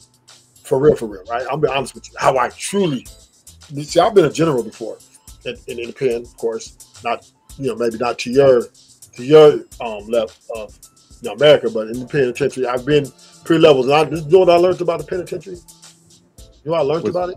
What's that? See, so people get a very big misconception about jail, right? They think that the police run it solely, right? but they don't, right? Inmates run. Oh yeah, Pretty no, much. the facts. No, Inmates shit. run the day to day. Niggas, you get out of line, break rules, niggas bust you upside your shit and get you up out of there, right? And all the CO's gonna do is come and get your shit and wipe the shit again. Now, there's some guys, whoever get caught, they might get, like, you know, write-ups or even, you know, maybe a new case. But there are rules implied. And if you break these rules, right, it could be consequences to lead up to death. The way our society works, even America just bombed Iran, right? They don't give a fuck. It came out, Trump looking with his little white cronies, looking like boys in the hood, right? White boys in the hood, right? Like, yeah, we efficiently tore shit down. It was the most efficient, most dramatic, right? Whatever, right? And then we get to these women and say, you can do what you want to do, baby. I'm just going to always get it back. You can break my motherfucking heart. And, you know, now, I think this is, once again, right, why women, this is more dangerous for women because they playing this dangerous game. Because then if you do come across a guy who is totally invested and willing to go all the way to sever up severe consequences for your actions, right? This is the results. So my message to men out here, right? Because the women, they're going to do what they do. If you know that through life, the way structure is and the way this life is structured, that's why police show up to your house. They got guns, whether you man or woman. They ain't not taking the gun. Oh, it's women, take our guns off, right? They keep the pistols on them, ready to fire, right? Because this is how you get structure and order. And that's the only way to have structure and order in society. But then we take that structure and order from our homes, and then it gets raided by these you know, things that are very, you know, family tear apart-ish, very, you know, and this is why we're where we at, right? This is why we're where we at, because we didn't like the color purple. That was too much, right?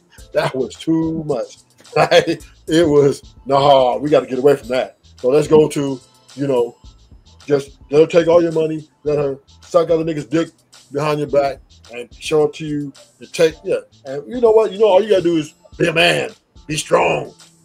Don't slap the shit out of her. Don't beat her ass. Yeah. And that's where, you know, you lose. You lose. Okay. Yeah, so all right, look, I gotta read this this post real quick, and then we're gonna get ready to wrap it up. Let me go ahead and pull this up. All right, man. So unfortunately, like this picture was taken like June 14th. Maybe this was like her last picture. But then after, I think sometime after when she passed, her husband, like, you know, got into like her Instagram, and then he wrote this post. So somewhere around that time frame was pretty much, I think this was like where the altercation began. But before then, he wrote on her behalf, for the past 20 weeks, Amy has been training for a bodybuilding competition and has been on heavy steroid cycle. Her coach has her taking many steroids, including Trimbone.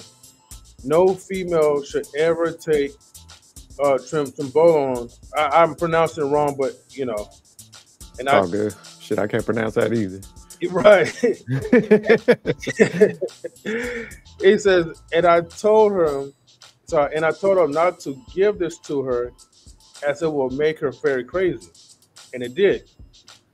The last weeks, she has become even more aggressive and mentally abusive, even smashing the door in our apartment. This was with me. She is a completely different and nice person to everyone. So how did we get here? And it's the origin or whatever, right? So let me adjust this real quick. 4 years ago, we got back together after having a bad breakup. So let's see, 4 years ago we got together after having a bad breakup, which was all my fault. Simp shit. One of her conditions of getting back together was it's so tight in my eyes. Hold on. No, it's all good. I got it on my big screen. I could take over because yeah, I got it on it. Okay. So it's like one of her conditions of getting back together was that she wanted control over all our finances. I gave in and transferred all my money to her. $2.7 million of crypto. Jesus. Shit. So, okay, next. She is obviously very successful, earning $1 million a year from fan pages. I told her she didn't need to do the fan pages because we have money, but she loved the attention. During the last 4 years, I was not allowed to have access to our money and had to ask for permission for anything I purchased. So that's what I'm saying, man. Let me stop it right there a little bit. Yeah. And this is what I'm saying. Like, she just didn't go from 0 to 100. That don't happen, man. Like, typically somebody where she's dictating stuff like that, it happens from the very beginning. And that's why I be telling guys, like, don't even get in a situation like that. I don't care what your feelings are. You better toughen up, because you go down this path and you basing your shit off your emotions and somebody's beauty, then this is where the crash out happens. So that's why I'm like, nah, our message ain't dangerous to anybody. It's prevention. Don't go into these situations. That's why I be telling people, I was like, my message is like, both people need to be invested into that relationship. If not, don't get married. I don't pitch marriage. So I agree with Ruthless. It's like, if you don't see yourself in a certain dynamic, don't do it. And it's like, if you're not ready for it, man, that's all right. That don't make you a bad person. Because I think sometimes people try to shame people that are not married. I'm like, nah, man, don't shame people. I never do that. I'm like, man, but if you want to raise your family in a certain way, you're willing to give certain things up, man, that's not submitting. That's just, being an adult at a certain point. Because with me, it's like, man, I want to pump my all into my family. So I'm willing to give up on some of the desires and shit. You know what I'm saying? But if I wanted to go do what I wanted to do, I would just leave the relationship. Well, ain't nobody got no gun to you and shit like that. So the thing about it is, right? When you marry, you now let America manage your marriage, right? You no longer have absolute. You give up authority when you get married. Just you give up authority, because what happened? America comes in. They can come in if things need to be split up, and the woman gains more authority over than you. Even if you guys are 50-50, the woman will always be right. She would be. Let me pie chart it. So I say, let's just say y'all break up, right? I'll divorce today. So the government's going to come in with the hefty 60% of being able to tell y'all what to do, right? So they're both like going to award the kids to her. They're going to award the kids to her if you have kids. They're going to award the kids. That's all the back, right? Unless she's really just like. But if she files and she's competent, the court is awarding the kids to her. She automatically gets custody, right? Then from there you negotiate. It's going to be every other month, whatever. Then now let's tear it up. Like, let's say 50-50. And she has a lot of money, you have a lot of money. Okay, y'all pretty much now. If you have assets, more than assets, if she doesn't, she has access to that too. And now they split up your assets and give her that as well. So even if she got a lot of money, they're still going to give you assets to her, half of them. Well, speaking of that, right? Because you're talking about assets, right? Yeah. There's one little last paragraph, right, that actually sums all this stuff up. Yeah, we're gonna get back to that. Because I think this is a good segue to break it down. But now, Ruthless, that's where people get it mistaken. Because even if you're married, if say like they typically would try to award the kids to the guy, but if you're like willing to live in that area, it kind of defaults to like a 50-50 type situation. And then also, if you have assets and both of y'all contributed, they'll force it sell down the line unless somebody's like, hey, I want to keep this property, and y'all both agree to it. So that's what I'm saying. If you get somebody that got financial savviness and y'all both put into it, it's a little more cleaner. I'm not gonna say it's gonna be like probably down to split, but it's going to be more equitable than versus if you put everything in and she takes. Credit. That's if she's a cooperative partner. Yeah. No, facts. Let's preface that, right? Because if she's not cooperative, right? Then now you got a fight on your hands. Oh, absolutely. Now you're fighting. Not only you fighting her, you're fighting the courts too. We're trying to side to her. So now you got to go get a lawyer to try to fight to keep what's yours and keep her from not taking too much, right? You don't mind sharing something, right? Okay, but she's gonna want more than what she's, privy to. She's gonna want more. And if you don't fight it, the court's gonna give it to her. So she's at advantage. The woman at extreme advantage over you. Now, granted, you get a good lawyer and you got some very good, arguments, whatever. But why would you have to do that about your shit? You know what I mean? So that is, to me, and they're gonna cost over 50 bands to get this lawyer. So this is still a loss for you. If you have to fight for what majority is yours, for her from taking it, you're in a weaker position. So yeah, marriage is, you give up a lot of power when you get married. Yeah, but because I got a cousin that him and his wife were both high earners, and when they got they split, man, it was amicable. They both put into it, and those are the only cases that operate kind of like mine, where I seen like both parties just be like understanding, like, okay, man, we don't want to get all these lawyers. We both contributed. They halved it and get out. So that's why I pitched mine. I'm like, yo, man, because I seen it play out in court. You know what I'm saying? So, but for the most part, Ruthless is right. Like, yeah, most of the time guys lose. That's why I don't be pitching that traditional shit. That's why I'll be like, y'all done for doing, yeah. You get in those situations, like, yeah, you gonna get took to the ringer. That's the reality. That's why I'm like, hey, 50-50, y'all both contribute. She's financially literate, because she ain't gonna want to go. If she's financially literate, a lot of times they're like, damn, yeah, we both got to spend all this bread on these lawyers. Why don't we just... So that's why I pitched that certain type of relationship. But Ruthless is correct. Sorry, M3, I didn't want to step on it, but I wanted to piggyback off I get you though. I know that was a point you guys was trying to make, but... Yeah, you want me to go ahead and read that paragraph real quick? Wait. Before I read the paragraph, that's why, I just want to chime in what you guys said about the 50-50 stuff. I mean, that's why I'm a strong advocate with that, man, because all that traditional shit, and at first, I ain't gonna lie, in the beginning of me joining on YouTube, I was thinking okay, shit, maybe these guys have a point as far as the whole traditional type of thing. If you want your women to be traditional, look, man, no matter what, you could pretend or act traditional all you want to. We still live in modern times. We go through modern shit. All that traditional shit, man, is in the past, man, and it doesn't really work for the modern day society anymore. M3, man, not to cut you off, but this is the funny thing, because I used to debate a lot of traditional guys and stuff. Everybody's in a 50-50 relationship. Everybody's in one. If you don't believe me, like any guy, you're traditional, man, go file some paperwork today. see what the divorce lawyer's gonna tell you. Like, you got to give up half your shit. I think y'all just don't get to enjoy it from the up front like I do, because I got them contributing from the front. But on that back end, when the divorces happen, everybody in the 50-50. I think we need to define what is 50-50. Right again? We need to define what is 50-50. Well, so 50-50, I could define it. 50-50 is like, y'all half it, all the bills, y'all contribute equally to investments and savings funds.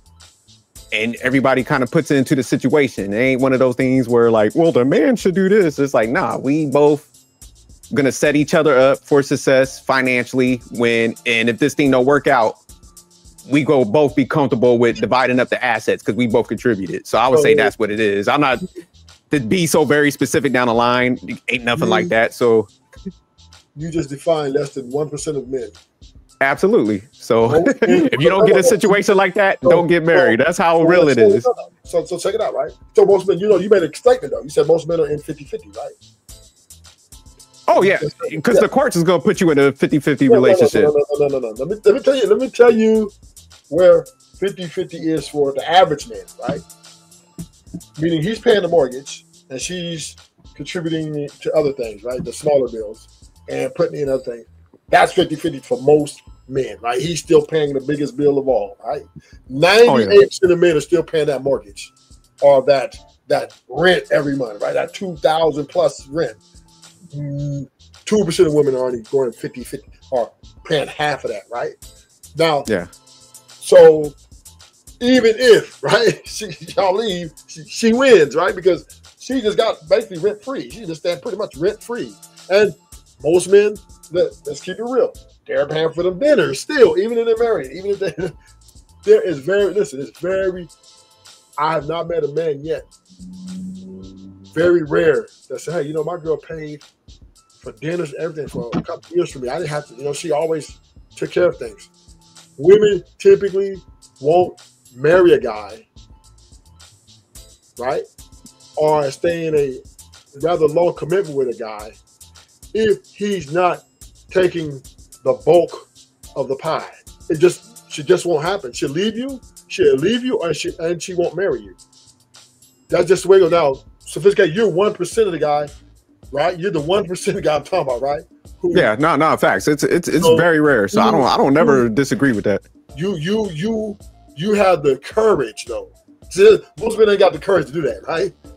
Yeah, you have the courage to lay there and stick to that. That's rare, Jims. That's rare because once again, most men who are average are basically just like that guy on this thing we're reading about, right? Most married men are at a deficit when they're dealing with these women. So they're going to acquiesce. They're not going to sit here and say, well, I demand you to pay half this rent. She's going to leave them. Go ahead, Victory. Well, Rufus, that's because most men, like, okay, most of their fathers and other men has taught them, like, hey, you're not supposed to do anything, especially when it comes to the financial scale. Yeah. We men are supposed to be the providers. We're supposed to take care of you. So, and I hear this even like from my girl too, like as far as like let's say like little shit, right? Where it's like she saw like her uncle always open a door for his wife or whatever, right? Or her aunt. You know, the open the door part, that's not a big deal for me, right?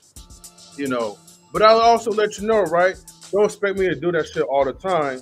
And if you think that's a requirement, you gotta be out your goddamn mind.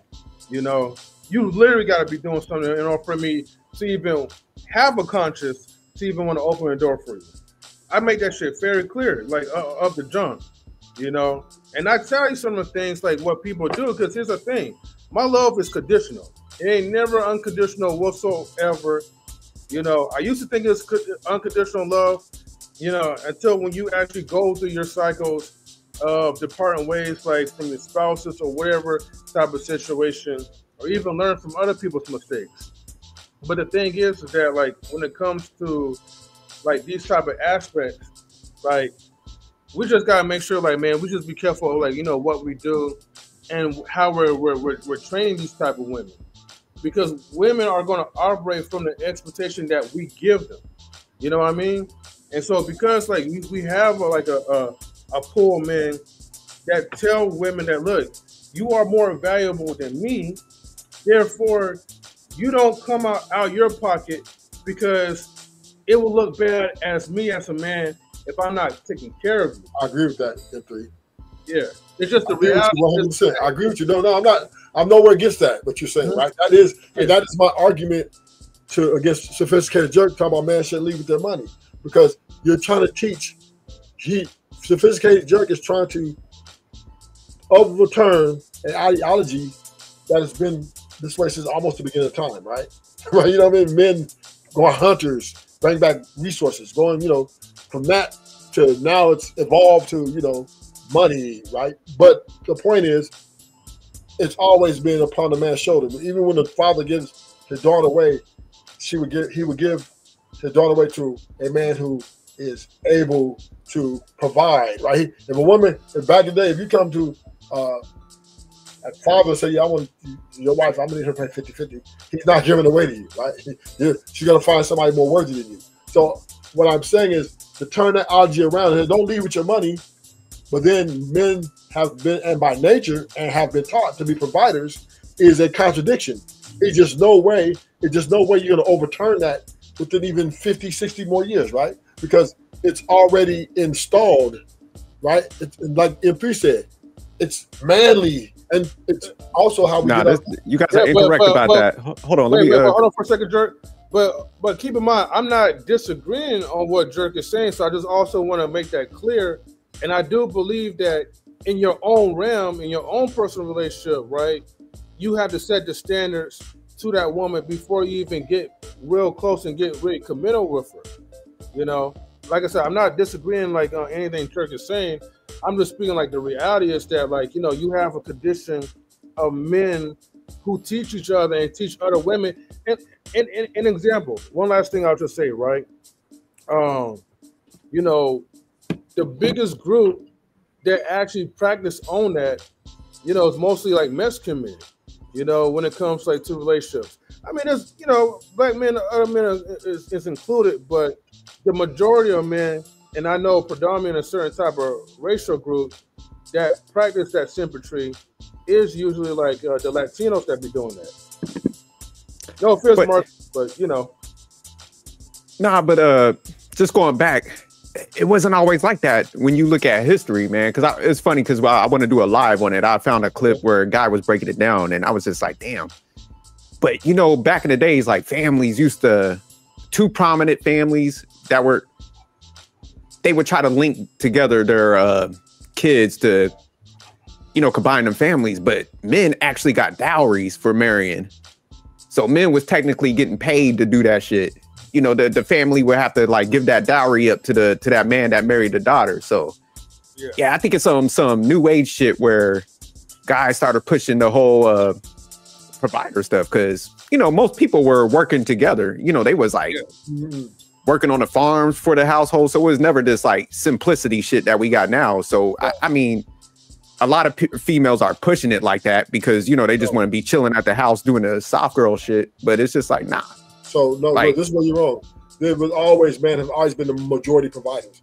Did women pitch in with house duties and stuff? Of course, right? Because the man would go out hunt for days sometimes. Right? You got to deer, buffalo, different things that take a lot of time, you know what I mean, to get all these things back to the house, right? So the woman would maintain, you know, just the basic things. Now you're moving into, let's say, where men was able to make money, right? Women were still under the traditional role of, you know, stay-at-home moms.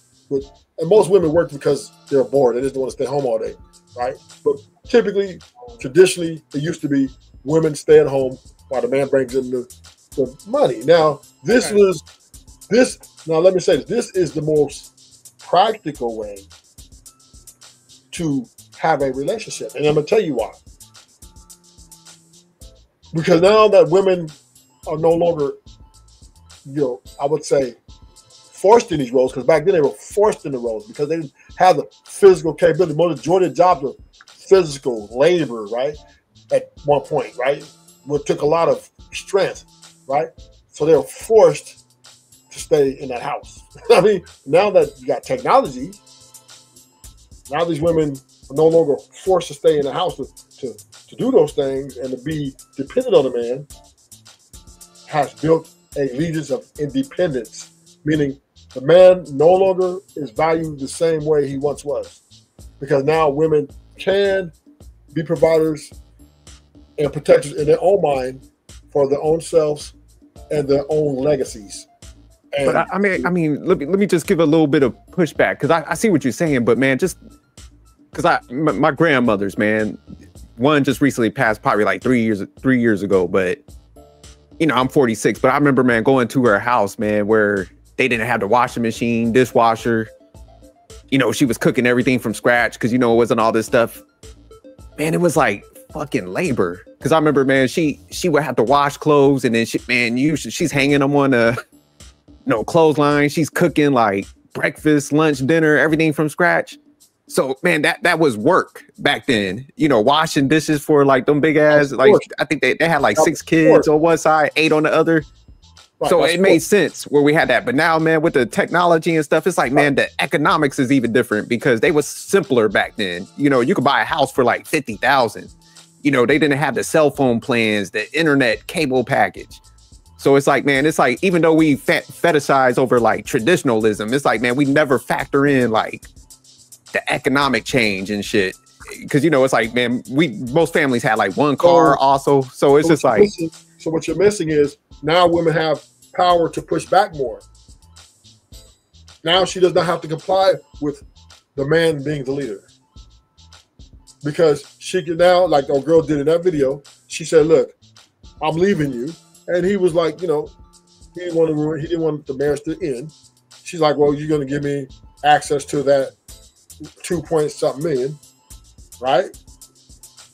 So that's to keep us together, because probably maybe if she divorced him, she's going to get half of that. So she just like, he probably like, all right, fuck it. And then she ended up leaving him anyway.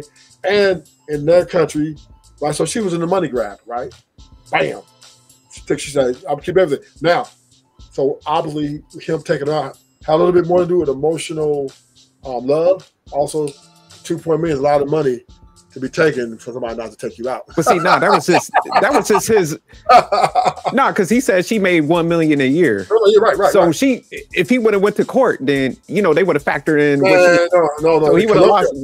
No, he's in Colombia. He was in Colombia, so they're there. She gets everything in that country. That's what she said. She's in Colombia. So she said in Colombia the laws is you leave, the woman gets everything, right? I don't think so, man. I think a lot of Spanish cultures are still like sided towards like. I just read it on the thing. Colombia, the woman gets everything. That's what she said, right? So that's why he took her out. But I mean, he could have just went back to America though, because it sounded like his money was.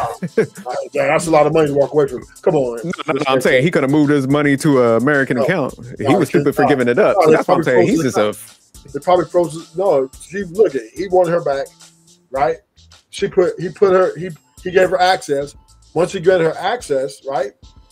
Then she probably was like leaving him anyway, and then took the money and he didn't know she was doing that. He thought just to make her happy, keep the relationship. I'll say that I wouldn't say he's a simp.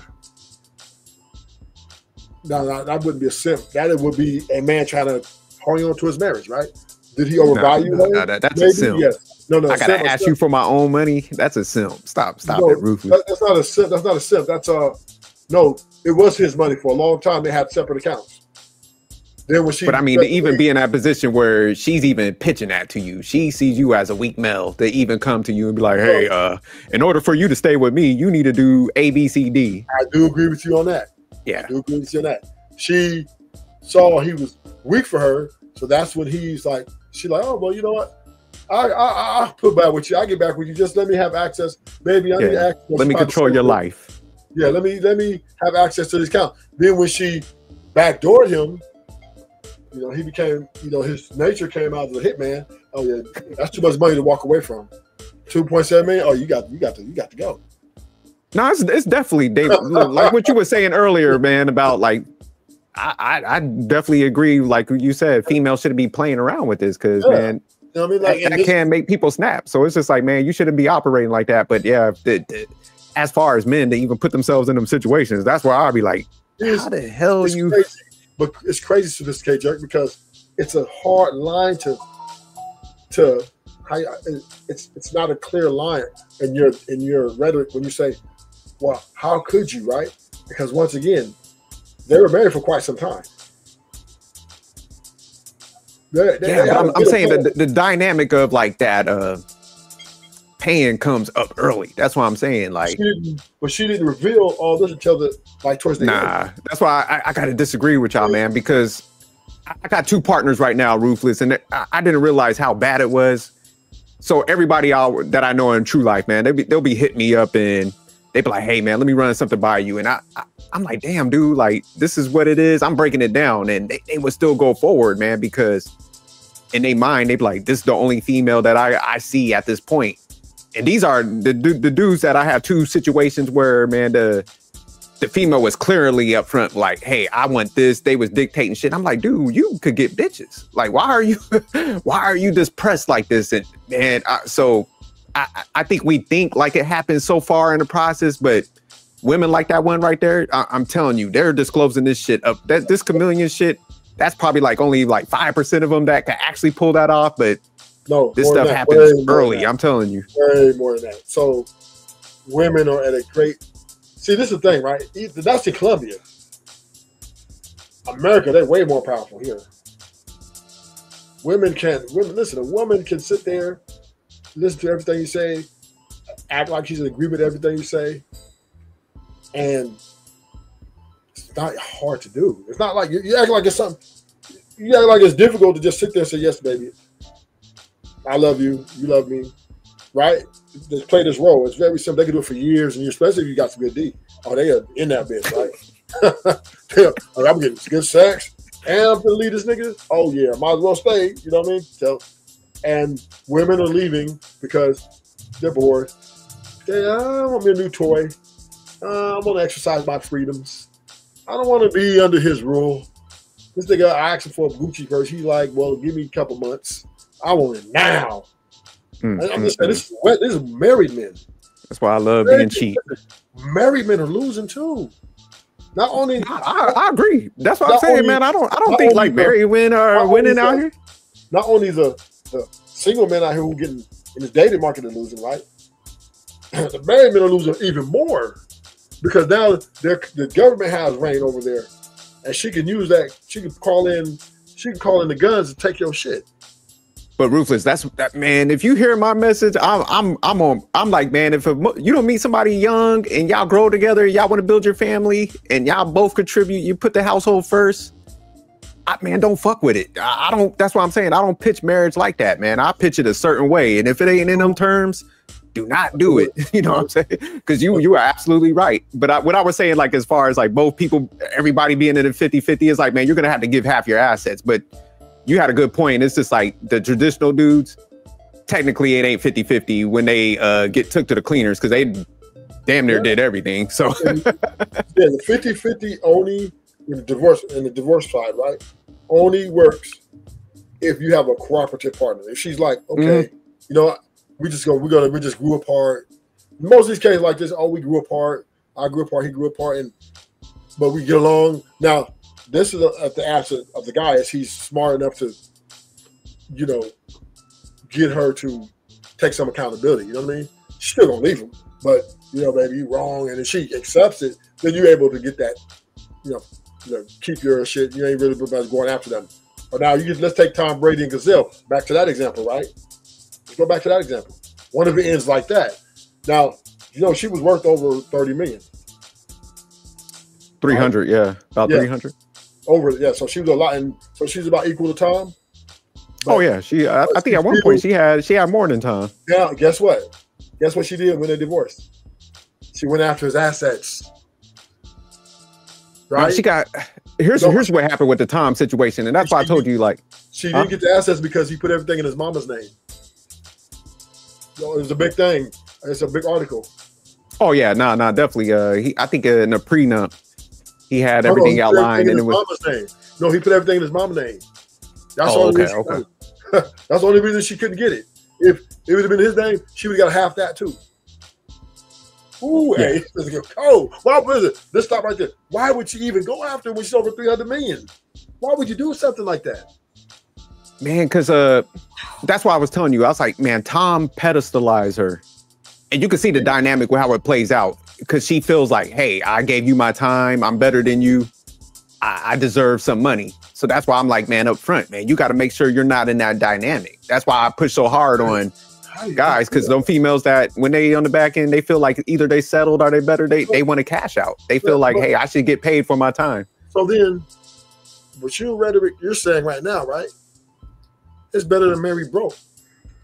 No, because you got legal protection. Like regardless how anybody feels, because I don't do the emotional shit. What I pitch is like, so for example, me and my wife both make over 250,000. We both contributed because it was just weird how our shit worked out. Where it was always like we were making around the same, and we put in everything legally. They're going to be like, y'all have to divide the assets. You know, you don't have to pay alimony because she's not under duress financially. So you know what I'm saying? So that's why I don't mess with broke chicks, because legally I got some protections, just naturally how the court shit rules and stuff. So even with Tom, if she was worth like 300 million and he was worth like, I think his net worth is like 200 million. He could have technically went after her shit.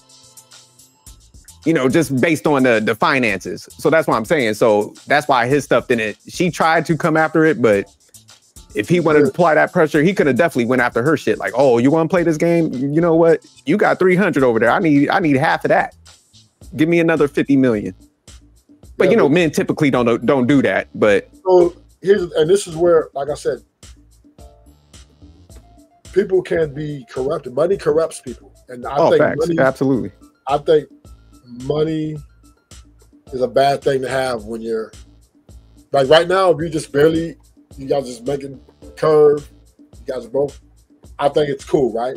But if you ever get lucky and make a lot of money, I think it's going to make it worse. It makes it worse. It is. I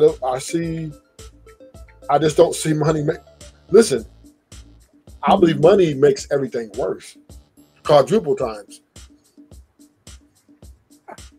I think it can, because I get what you're saying, but I think the issue where, like me, I just always learn, man. You put people in a position that they could still grow. So like, say like I had a lot of money. I'm like, you got to elevate that person to earn with you. So like, say I would go say like if I was in a position, I'm making like 1 million a year. I'm gonna get properties. I'm like, hey man, you need to manage this. You know, make sure the finances is straight. Here's how we break this up. This is what it looks like. So you include that person into that success where they got to contribute to that growth. Because I think a lot of times, guys, we just always want to make people comfortable, and then they have no purpose. So that's why when they don't have no equity in that process, they tend to take it for advantage. You know, they don't take it as serious, you know. But I agree with you. Money does, man. It fucks things up. That's why I'm like early in the process, you got to make sure that you with somebody genuine, and that's why I push so hard on like, hey, you gotta pay half, because a genuine woman would do it, because she's like, you know what, this is my household. I like this person. The genuine part is hard because why? It is. Because the person can switch up on you at any moment. No, facts. People change. They could be genuine in the beginning. They could be genuine for the first 5 years, and then on year 6, say, you know what, fuck this. Maybe meet some friend, she get in her ear, or some dude, he's getting in her ear. Oh, baby, you can be more, do more, right? Outside influence is a very strong part of these things, right? So yeah, finding someone genuine is very, very, very difficult. This is why women working and getting resources is a detriment to the nuclear family. Because when you're a woman outside getting resources and stuff like that, bringing in resources, there's a risk that she can be influenced by outside parties, right? Via work husband, via best friend, via sister, etc., right? So yeah, like I said, you got to be really lucky to have a woman that just, you know, it's very rare now. It's getting more rare as it goes. Yeah. Shit, even man, you look at the Bible, it even talks about how like rare damn, I forgot the terminology they use. But it's in Proverbs when they're talking about like finding a virtuous person. I mean, they damn near said there was like hardly any women, and even the guys, it wasn't a ton of like virtuous people. So it's rare. But that's why it's important you got to push out your preferences, your the infatuation that a lot of guys have, because man, you got to set a standard where it's just like, hey man, you got to contribute in a certain way to build this up. And most people don't, like you were saying earlier, Ruthless, it was like, yeah, you was giving me some credit. You're like, man, you got a backbone. A lot of guys don't have a backbone to stand firm on some shit. That's the issue. Most average guys don't have swag. Most average guys ain't got the mouthpiece. Most average guys, they have to have a crush, right? They got a crush before they ain't got women running to their doorstep, right? They gotta shoot the long shot. But Ruthless, that's why I gave you credit though, because I'm like, man, you know, if you can't find like, say like a dynamic where a female's genuine and willing to build with you, then it's just like, man, you switch your dynamic. You don't go and jump into a marriage with somebody because like what a lot of guys do, they'll like, if they can't find the most genuine one, then they're like, well, this is good enough. Well, I'll take this. And that's like what you were saying earlier. They submit to that person's dynamic, they compromise, and then they get killed in the back end because they just have that desperation where it's like, damn, I gotta be married. I gotta be in this dynamic versus like, damn, okay, if I don't get nobody that meet my standards, then I'm not getting married. I'm gonna have girlfriends. You know what I'm saying? That's just how guys gotta be, man. If it ain't on my terms and you're not exhibiting traits that you put the household first, I'm not fucking with it. It's too risky. You know what I'm saying? Yeah, my dynamic is pretty simple. Your dynamic is stacking the roster. Spread the legs open, and you know, after that, see you when I see you. Yeah, right. And I don't give you shit for that because I'm like, man, that makes sense. You know, because you were like, hey, man, I tried this. I could have stayed in a monogamous relationship. So I don't beat guys up for that, man. That's why I'm saying I respect everybody's dynamic. I don't think everybody need to be married. I just get pushback where it's just like, dude, I don't want to be. I'm too cheap, honestly, to be messing with multiple women, man. That's why I like a monogamous relationship because, man, I just do not like spending bread like that. You know what I'm saying? No, I feel you guys both, man. I mean, you know, in a perfect world, which, I mean, if you're lucky enough and you have like all the criterias, I mean, hey, you could mess with multiple women, and if you're that type of dude, you could have like these type of women break bread for you. I remember there was like a TLC like episode, and I don't even know where can I ever find that video, but there was actually like a black man who was married to like two average looking women, right? But I know exactly. It popped up on my feed the other day. Yeah, and you know, and I meant to like do like a live about that. Yeah, we will. I'm gonna find it. I'll find it. Yeah, so there is a possibility, man, that you could be like that dude where like you like have like this homosexual type of energy, but you can still have the women like working for you, man, or working with you. I'll just say working with you. But yeah, that's slim to none, though. I mean, I just think as men, man, you got to realize, man, you can't have it all. Something's gonna come at a cost. So that's why I agree with like Ruthless when he paints the pictures. I'm like, he's spitting facts. So it's like it's a give and take with some shit, man. But you got to figure out what you want. Like me, I don't, man. If shit goes wrong, I don't want to be one of them dudes that's paying somebody I'm no longer with. I seen like the older cats do it. I was like, I want no parts of that. So that traditional shit, it's you had a good point in M3 where you're like, the traditional stuff, it don't exist, man. The courts are modern. So that's why I try to get guys to realize, like, man, traditionalism is done with. Like, you got to deal with a modern legal system, man. Women are not going back to the house. They're not happening. Cause man, we're gonna break down this one live. We gotta definitely tap into Ruthless, but they were talking about that. Just think like. Women definitely ain't going back, but just think about it. If guys had all that power, man, you don't think with all the options and stuff like you? So yeah, women ain't turning back the time. Shit, they ain't about to give up no leverage. Right. But you damn sure don't put yourself in a dynamic when you don't got no leverage. That's why I be looking at these dudes. I'm like, y'all dumb. That traditional shit. That you might as well just go hand your money over to the court when you get married. Unfortunately, I know M3 got the industry. He looks like he's trying to get up out of here. Well, I'm about to, but I'm about to. Actually, let me finish up this last point because everything that you pull that one segment. I wanted to read that last paragraph because I know we wanted to. Yeah, I just wanted to hurry up and get this out the way because it kind of baffled me a little bit when I learned about like the Colombian laws, but where Drake left off was that she has used this as a control over me. She has used heavy steroids for the last 4 years, and I believe this with lots of money, attention, and lots of fame has changed her into a controlling, aggressive person towards me. She has now asked for a divorce and told me that under Colombian law, right, we were married in Colombia, that she keeps everything, including his money, because everything is in her name. Yeah, see, that's where he fucked up.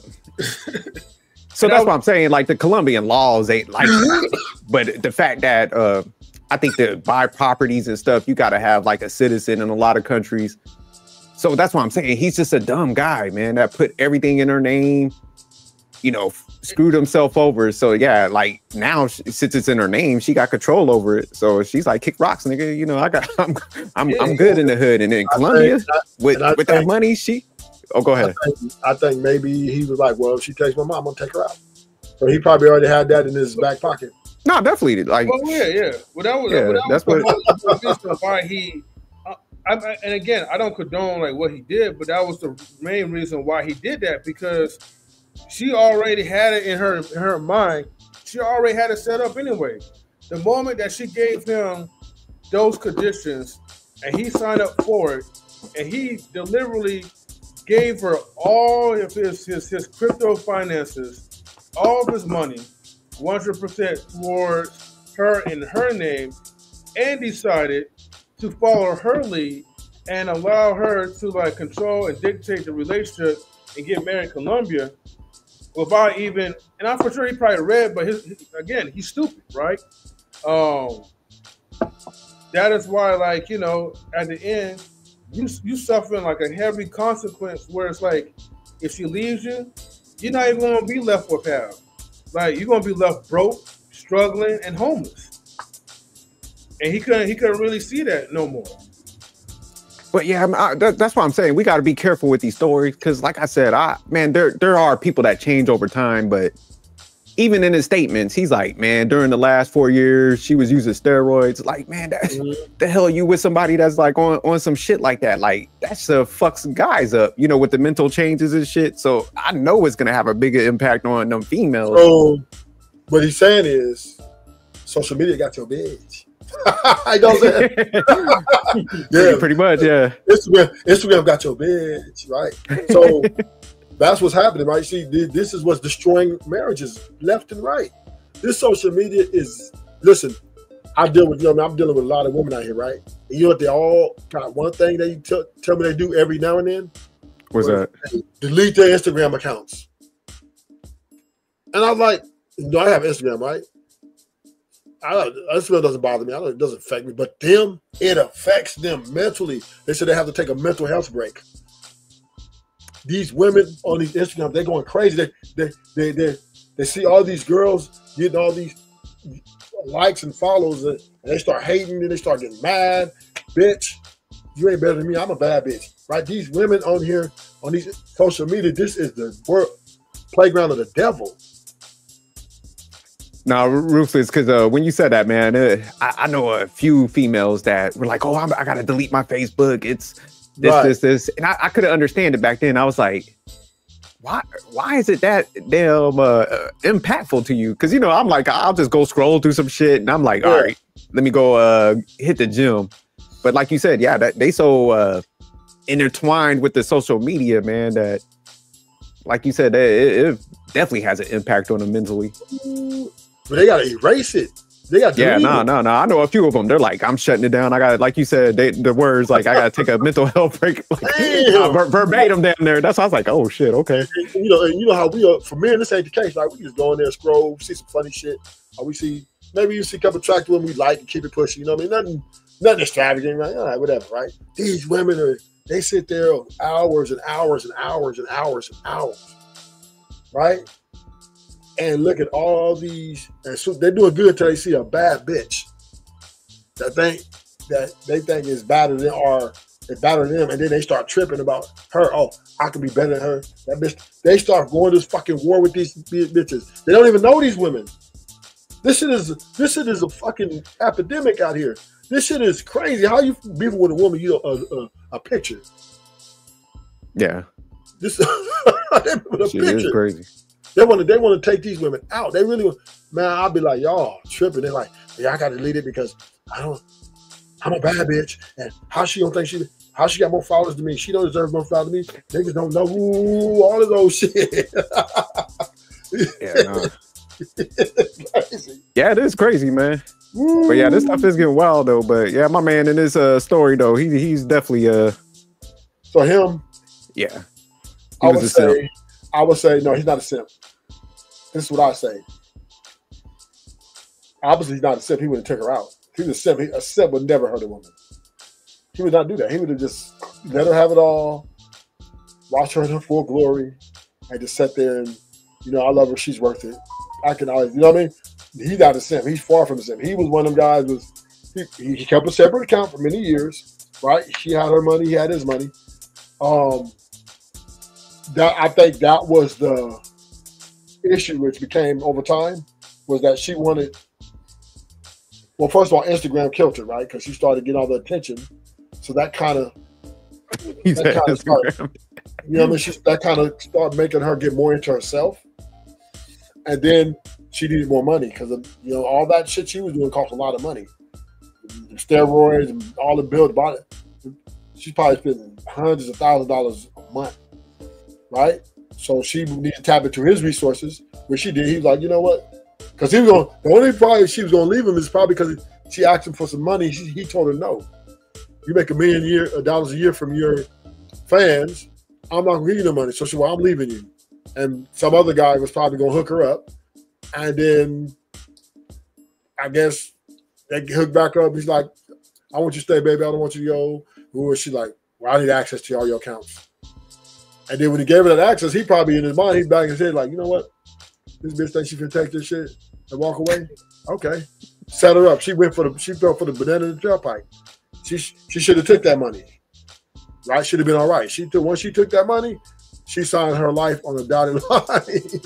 No, man. You definitely fucking with fire. That's why I don't see why people, man, try to push people to the edge and don't think they're gonna snap. That's why it's like, man, that's why I think it's important. Like, because I tell a lot of females, man, I'd be like, even if a guy might be doing a lot of stuff, sometimes, man, you say no and be like, nah, man, I want you to be spending your money. And in her case, she could have been like, look, we married. Let's work this out.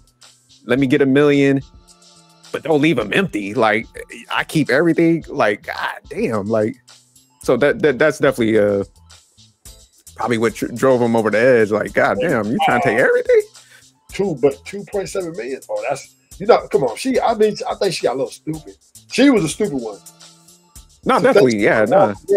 And they could not come take her out for that. Man, there's people catching bodies out here for like 2 G's. Like, you talking about 2.7? 2.7? Oh, yeah, 2.7. That got anybody thinking. That's what I'm saying. Like, picking you down, and that nigga put dick in you. This nigga in the bed talking about 2.7 million plus. This nigga, she getting dick down by another motherfucker. Yeah, that's what I'm saying. I definitely would drive somebody over the edge. I'm just saying the fact that he put himself in a position to even. No matter, he didn't care. He already knew his. See, and let me tell you a secret here. And let me tell you something I also learned. If you're willing to take what comes with it, I tell guys, right, when they used to come in prison, they're like, what do we do? I said, man, you just stay yourself, get your program, blah, blah, blah, blah.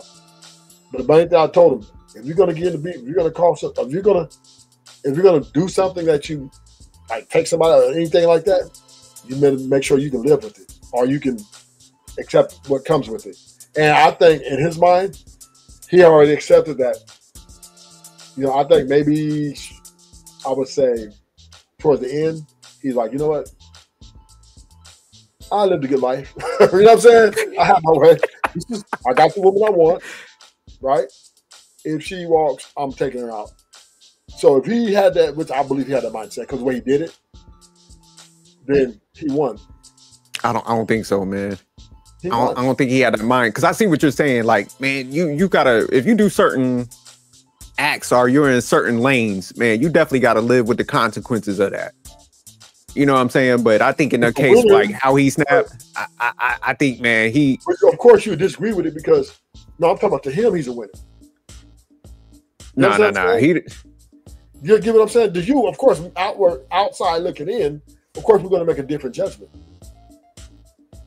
Just like, for example, right, you see a dude go and take out a dude who let's say you see a dude, some guy maybe, let me think of a good situation.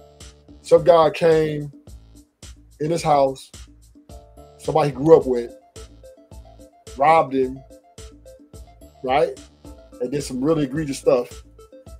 And then he went, got his pistol, went and take the guy out. Now, a lot of people say he was stupid, right? Right? He should get life. But now in his eyes, hey, I can live with this. I can live with, and I'm going to go proudly to do this life sentence. Because this is as my respect as a man, what I live for, what I stand for, I'm willing to die for. No, I think up front people might have that, but when you interview them like about 5 years from now, they're like, yeah, that was done, man. You know what? I should have put myself in that position. But nah, just because I do think some people have that mindset, but I think what he was writing on her page and stuff, trying to explain the situation, it shows that he didn't kind of have that mindset because he was trying to establish the buildup. So that's why I think he was emotional. So not just on the emotion, he wrote it out though. So he had a plan. He wrote it out on a piece of paper. No, I think definitely. I think he had a plan. I just don't think it was like you said. Like, you know what, I can live with this. I think he was just like, yeah, he wrote it down and said, look, over this, he basically penned it out for you. This is why I'm going to take this bitch out. Hey, hold on, M3, are you still in the background? How did this play out? Did he go to jail or he did? Did he take himself out? He killed himself. He turned the gun. Oh, he did. Okay. Yeah. So he had already laid it out. Oh yeah, nah. If he took himself out, then yeah, it was definitely he was like, yeah, I'm not. Okay, I got you on that. I thought he lived and then he was about to go to Colombian prison. No, he said to himself, I'm happy. He assessed it. I live my life. I have everything pretty much I ever want. I'm old now. I'm going to have a lot of pain, a lot of things, and this woman is causing me trouble. She's a fucking liar. She deceived me. You know what? I'm a winner. She got to go. And I don't know about the he's stretching that winner shit. Because remember, the wins and losses are determined by see, you look at your life, right? Sophisticated jerk. Mm-hmm. And you determine what's wins and losses for you.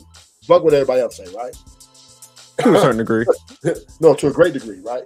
Your wife being the way she is, and everything you have at this point, you assess. You take self-evaluation and you assess, am I winning or am I losing? Now, true, not everything you may not be exactly where you want to be, right? Because you probably have greater ambitions, but you are not in prison. You know what I'm saying? Your wife is still there. You got a marriage, which a lot of people are losing every day, right? Your kids are of age. You know what I mean? You know what I mean? So you're in a lot of ways a success. And okay, I see what you're saying. You know what I mean? In the ways you're winning. Now, maybe you haven't won all the way like you wanted, but still, right? You're winning because when you come home, you don't got to worry about another nigga in your bed eating out your refrigerator. You know what I'm saying? You ain't got to like grown man from the fifth floor. You know what I'm saying? You ain't got to worry about your wife.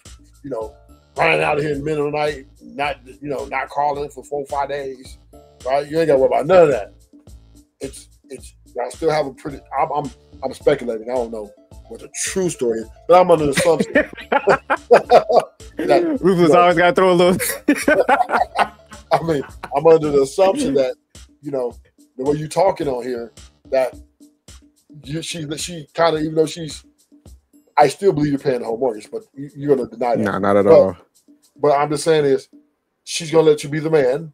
She doesn't. Now, she still has her little thing. She gets her way in, and you kind of concede because she overall lets you run the show. So you can be comfortable with that situation. Yeah. Not bad. And she knows she has leverage, but she doesn't really throw it in your face. So nobody has leverage with the jerk. That's what I'm trying to tell you. She knows she has leverage. She knows she has leverage. She just doesn't throw it in your face. She lets you think you the man, but she knows. What is your woman? Is she white? Nah, Hispanic and white. Hispanic. Oh yeah. So she knows her power position.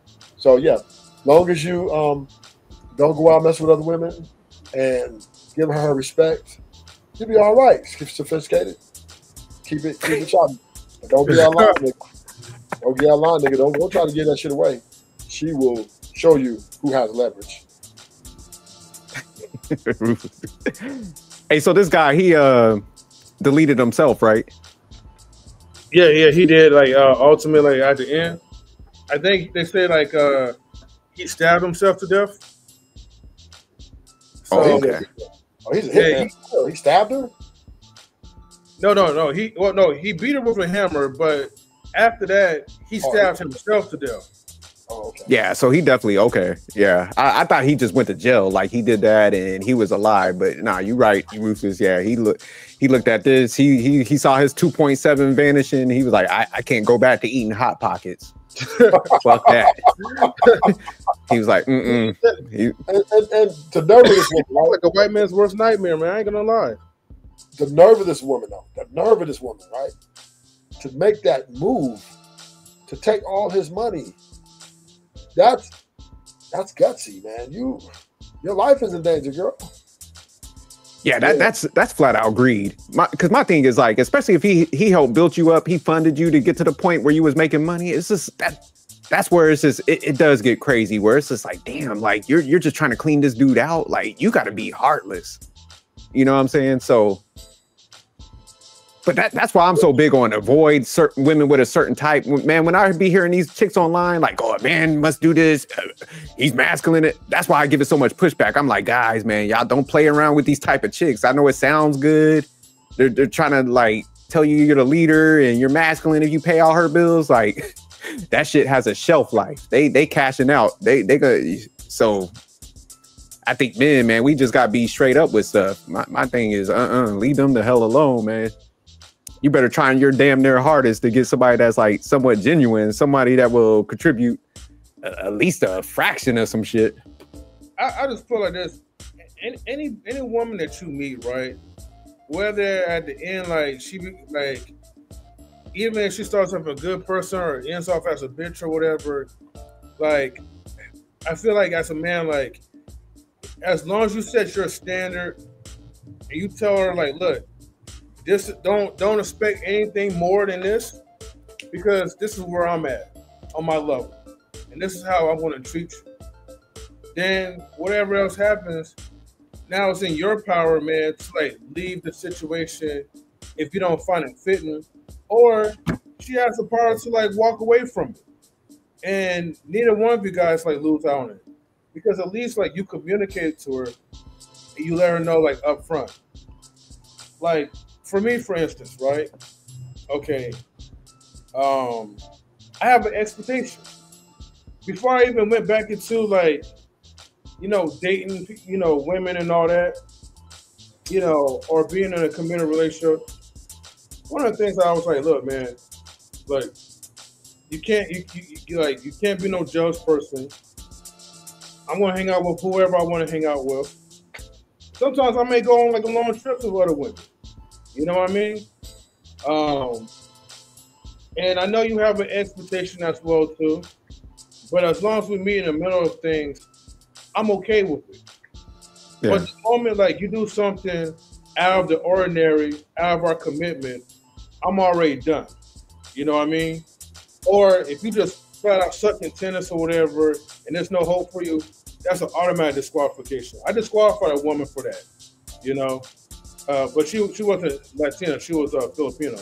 Anyway, but I forgot. Damn, there was this one last thing I was going to mention too, and I think it was so important. Well, could I jump in there real quick because you said a good point, man. Where go ahead. Yeah, that's why I just got different, man. For most guys, I would say, where man, I do like females that get some bread. I know a lot of guys be like, man, they boss chicks and shit. Which it's true to a certain extent. You got that portion of them, man, that want to throw the money in your face. But I just always like females that had like resources. Because my thing is just like, hey, I tell them out the jump. Like any day you don't want to be here, move the hell on. Like, so I do like females that have their own shit. And I position people where it's just like, look, we both gonna flourish. So any day you ain't happy, man, exit, dip off. and the reason why I don't like a lot of, I'll say, like the stay-at-home dynamic, because those type of chicks, they will stay with a dude out of necessity and be bitter and resentful and shit. So I love when a female got the opportunity to cut and they actually want to be there. They're not there out of like necessity and duress. Like, oh man, if I leave him, what am I gonna do financially? Because I want your ass gone. Like if you step out of line and I don't want no financial impact, I don't want to take care of nobody I ain't no longer with. So yeah, give me the boss chicks all day over a stay-at-home chick. Fuck that. Yeah, but Drake, like, and I remember, and that's what I forgot to even mention, right? When you and Rufus was talking about like women, like back in the old times, like our grandmothers or great grandmothers were stay-at-home women, and I know you mentioned that. Well, your grandmother during those times, like, you know, she didn't have like dishwashers, like she was like working. Oh yeah, they was like a job. But I just want to also add to that, even back in those times, women were actually out in the fields working as well too. It wasn't doing like no hard manual labor type of stuff that most men would do, but they were like nannies, like for like white folks and take care of their kids while they was trying to take care of their own, and they was doing like other like miscellaneous stuff as well too. So I don't want people to think both of my grandmothers worked jobs, man. That's what I'm saying. On top of doing all that stuff, that's why this whole dynamic. They both work, man. Let me help you guys out. Don't get too excited. I see him getting ready to lose his hair about straighten out. But these women were whispering to their daughters, "Don't be like me." Oh, absolutely. They sure were. So they were in this position because they were forced, because that was the impediment of survival, right? But they were whispering to their daughters, don't give it no man. Don't be like me. Girl, do your own thing, girl. They were whispering these sentiments. So if you're whispering to your seed, right? You're saying to your seed, don't be like me. Meaning you're not really happy and we're always complaining about being in those roles. They did want the power that the women got today. It just wasn't practical at that time because you would be in a definitely losing position.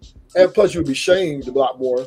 Shaming was a lot more prevalent back in your mom and them like, oh, whoa, right? So a lot of people back get married for those particular reasons, to get out of their houses.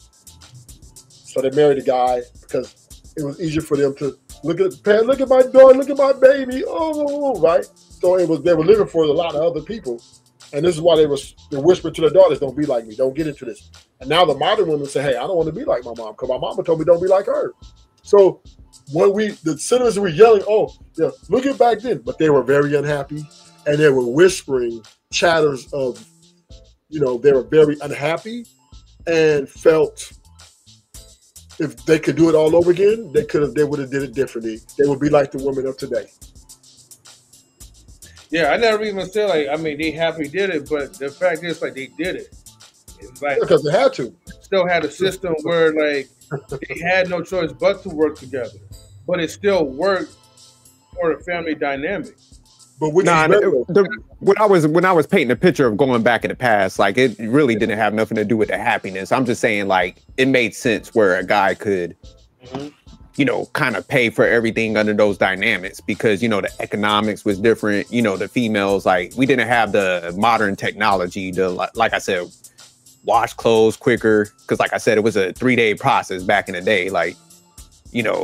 They had to manually wash everything and, so, we have too much modern conveniences at this point where somebody staying at home just with me, that's chores. We could get kids to do some of that shit. So I don't need a full-fledged human being talk about they don't want to work and they want to sit at home and just watch TV because it don't take that much to clean nowadays. So that's why I'm just saying I'm back in the day, what Ruth was saying, it's it made sense. They definitely didn't want to do all that shit. And I wouldn't want to clean at that level they had to do. Shit, that is hard work. But nowadays, when we're talking about our modern conveniences and all the extra costs that we got to deal with, it's kind of just dumb. Unless you're a multi-millionaire, then it would make sense. It'd be all right, man, it makes sense because you don't got no debt. So this makes women even less. This makes women even worse, right? Is now we got dishwashing machines, right? We got services that are washing clothes for you. So everything they had to do back then, they don't have to do, and they still don't want to. Because now all they got to do is, if they get married, they don't have to actually physically do a lot of labor anymore, right? Mhm. Just everything does it for them. The kids at the age of 7, 6, 7, they're going to school, so they're going to be gone 80% of the day, right? Yeah. So what are they complaining about, right? What are they complaining about? When you got it gravy, that means this speaks to them. This is being bigger than just, let's say, money, right? This is also about being over the man, right? Having the power equal or better than the man. So now we're living in an era where women are competing for supremacy. Ruthless, this is where, like, I give you props. And Fatty too, man. Like, in those dynamics where they just want to push, where everything's in their favor, they want control, man. It's a control thing. Because it's not for what's better for the house. So that's why I give a lot of pushback. That's why I'm like, in these modern times, it's 50-50. That's you're gonna pay some of these bills. If not, I'll be by my damn self. Like, because there's no need for nobody to be at the house, man. Because I could clean up after myself. You know what I'm saying? So most men can't be lonely though, right? Most people can't be lonely. Yeah, but that's where it's just go get a girlfriend, man. Get a girlfriend. That's where we have to engage in, right? Is understandably that most people don't want to die alone. Yeah, no, I get you with that. We do want a form of companionship, but it's just like that's where we need to look at companionship, and that needs to change. We can't keep looking at the traditional shit. So if a man can't, which we're seeing, and the men are starting to wake up, but if a man can't build for a family, then what is he building for, right? Right. So now it becomes, how you say it? What I would say, because most men are traditional. Most men are traditional. Now, right, the women are untraditional. Most men are traditional. Men want the women to go back to being traditional so they can traditionalize things again. But the women are saying, fuck you, I got this power and I'm not giving it up. So now we have men, it's what you call a stalemate. Right? We got men like you, sophisticated, don't leave with your money. M3 don't, 50-50. All these, we got all these. This is the blueprint, which are traditional, like in a way where this was the way that most, like M3 said, the older moms had to work in the fields and shit like that to bring back money. So basically it's traditional again, right? And the thing about you guys' rhetoric is it's no longer an option, right? This is no longer on the table. These women are coming out saying they are not looking for a man that's not going to give them what they want. If not, they will die alone. See, it's the men acting like they need the women. The women act like they don't need the man. And this is this is where we're at right now in this, this gender, I would say, compilation of trying to get things right. Women are saying, fuck, we don't need men. We can go out here, and get our own money. Which is, a lie, but it's just what they believe, right? It's what the rhetoric they use. And the men are saying, well, show reverence. Take off your shoes to the queens, right? You know what I mean? What's up, queen? You're a queen, right? And we're ready to put them on a pedestal, like you said, pedestalize them. So right now, I'm going to tell you right now, if a man wants to have a woman, just forget a wife, a basic woman, the average relationship should add no more. You should consider success if you last 2 to 5 years. Damn, my man Rufus you said 2 to 5 years. 2 to 5 years. That's what the numbers support, though. That's what I'm saying. Like, that's why I don't argue against numbers or reality, man. Yeah. And so that's why I was like, I think we need to put everything on the table and we gotta properly assess it. Cause like and that's why I give pushback to a lot of, like you said, the traditional guys, because it's just like, man, they're leaving too, man. Like, so you got to lay everything out and be like, look, man, this is what's happening. And I know we want to go for the traditional stuff, but man, the system is modern now. We gotta adapt, fellas. Come on, man. We gotta wake up. Here's what we need to look for. Because I'm not even saying, like, I think there's some good women out here, but it's just like, man, if you don't find one, you can't force the situation. You know, there's no good women out here. See, I disagree. I think there's some good ones, man. But you got to make sure that you make sure that they come the right way up front. You can't do it midway and expect them somebody to conform to. You guys are proving my point. Because if there were good women out here, it wouldn't matter if you leave with your money or not. But you're telling men, don't leave with your money. Why? No, fact. Hide it first. Why? Because the savages out here. That's what you guys are saying. You guys are saying one end, or there's good women out here, or there's good women. It doesn't matter if you leave with your money or not. But now you're saying, no, don't leave with your money, because if you leave with your money, then she could be corrupted. No, what I'm saying is, like, control your resources, because at the end of the day, man, you don't have to do certain things. So you can't put yourself in an unfavorable dynamic up front and then be like, damn, why'd she do that? I'm saying, like, don't do it from the rip. This is what they're demanding. The women are demanding the market. They control the dating market. Well, they call it the demand of the dating market. The demand is you're taking them out to dinner, nigga. Ain't no, this is not negotiable. If you do not pay for that dinner, they will not go out with you. It's simple. It's really that simple, right? No, but Ruthless, that's why I think people get it confused.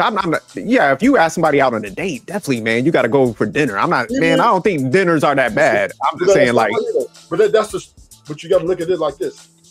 That's the start to the finish. Nah, see, I think that's where people get it fucked up. Let's say like this, Jay. You take a woman, you ask for dinner date.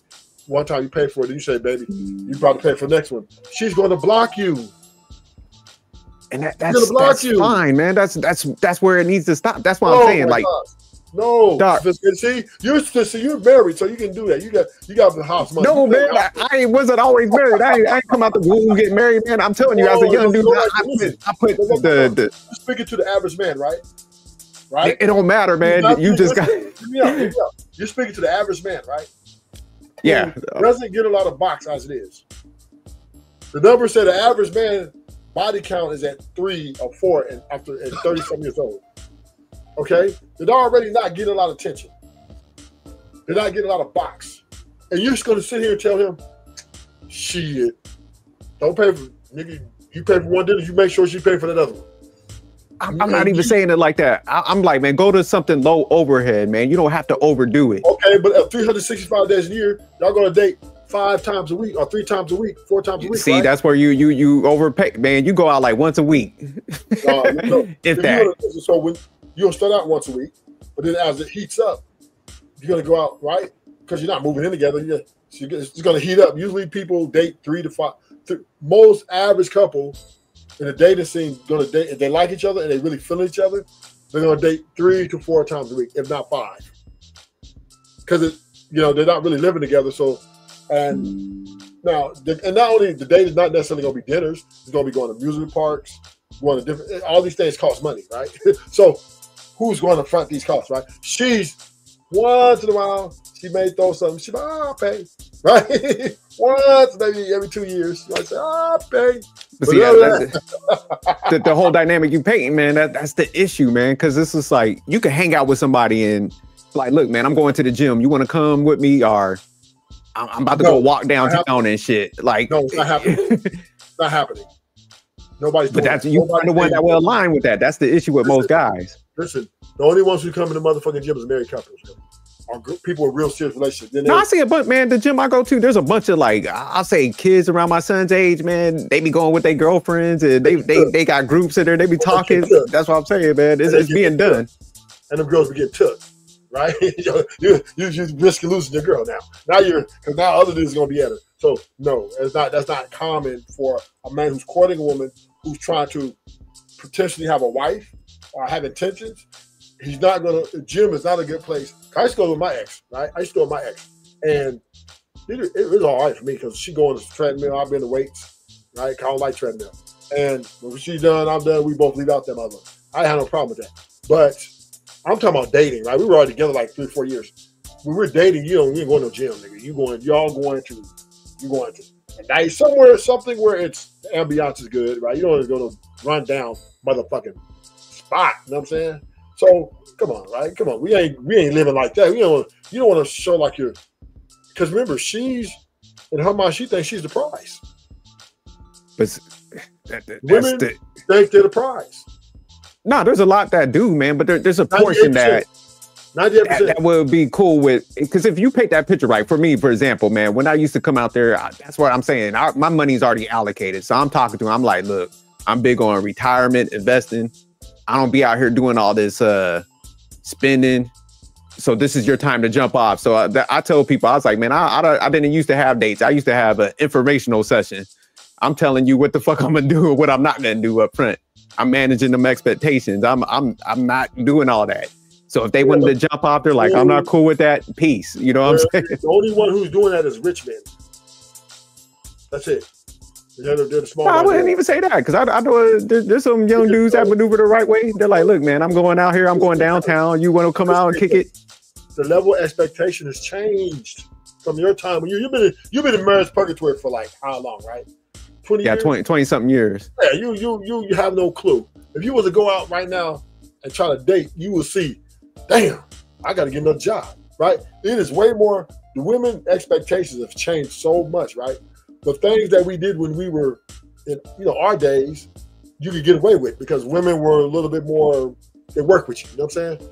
Now these. No, but I got a friend. He maneuvered the same way I do, man. So he got divorced and he jumped back in that market, and he do the same thing, and he's very good. all line.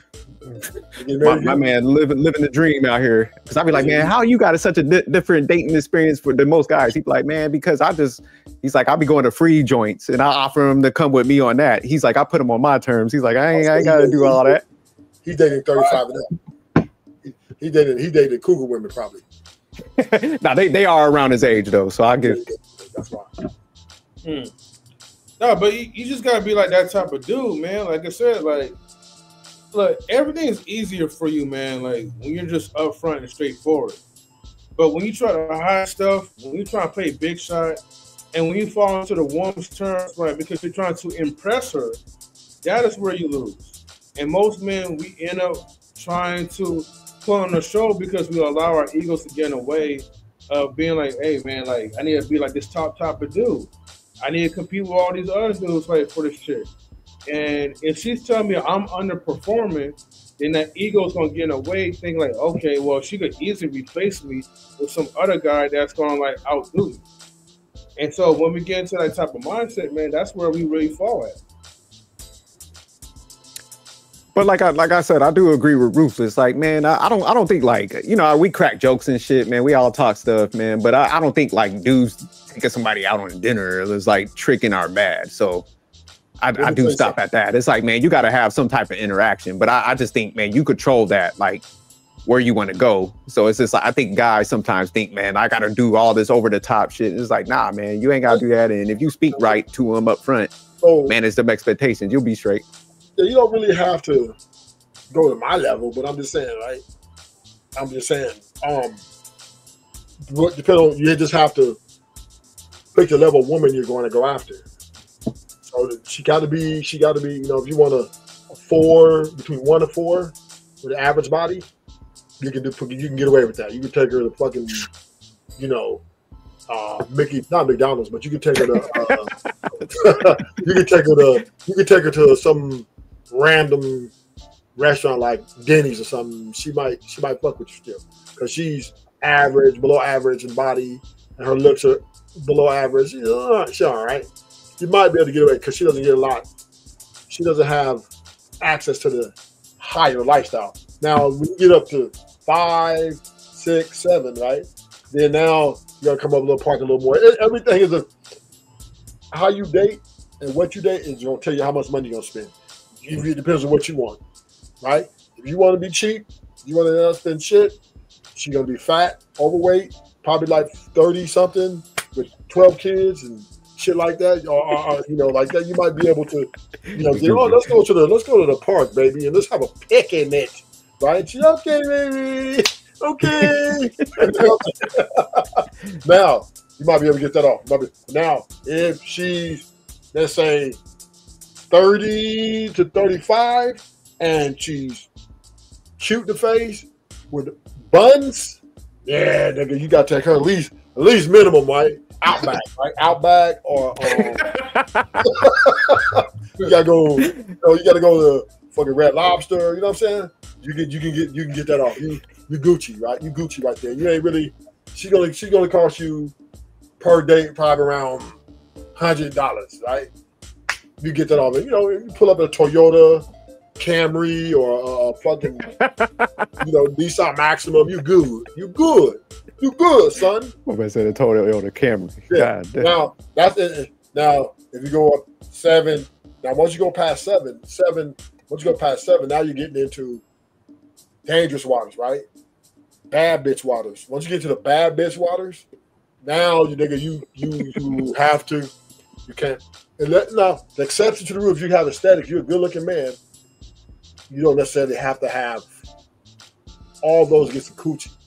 You can still fuck the bad bitches. You just can't. They're not gonna let you take them nowhere, right? You can't put them on your arm and show them off, right? But I'm just saying, if you're going up to the 8s, the 9s, 10s, now nigga, you need. If you want to put them on your arm and this my bitch, yeah, nigga, I cracked this. You better not take her to no motherfucker less than, Ruth Chris. Right? We need to have a whole live on this. We got break this down.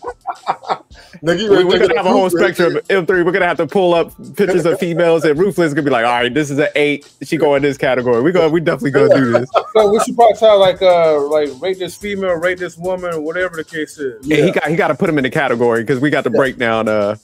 Yeah, because I know he said like 1 to 4s. They'll go. Those are the ones that go on picnics. He said 5 through 7. That's like Red Lobster territory. That's the Outbacks. Yeah. You get away. And you said like 8 through 10. That's Ruth Chris territory. Yeah. And up. And keep going. Because I'm letting you know. I'm trying to tell you, man. These bad bitches is not. If you even mention Denny's, nigga, they're ghosting you. They coochie just dries up. Nah, I agree with you, man. Nah, definitely bad chicks. They understand, but I like how you added the nuance. You're like dudes that attractive and shit could still smash because they women value themselves by the market of men that's willing to do for them.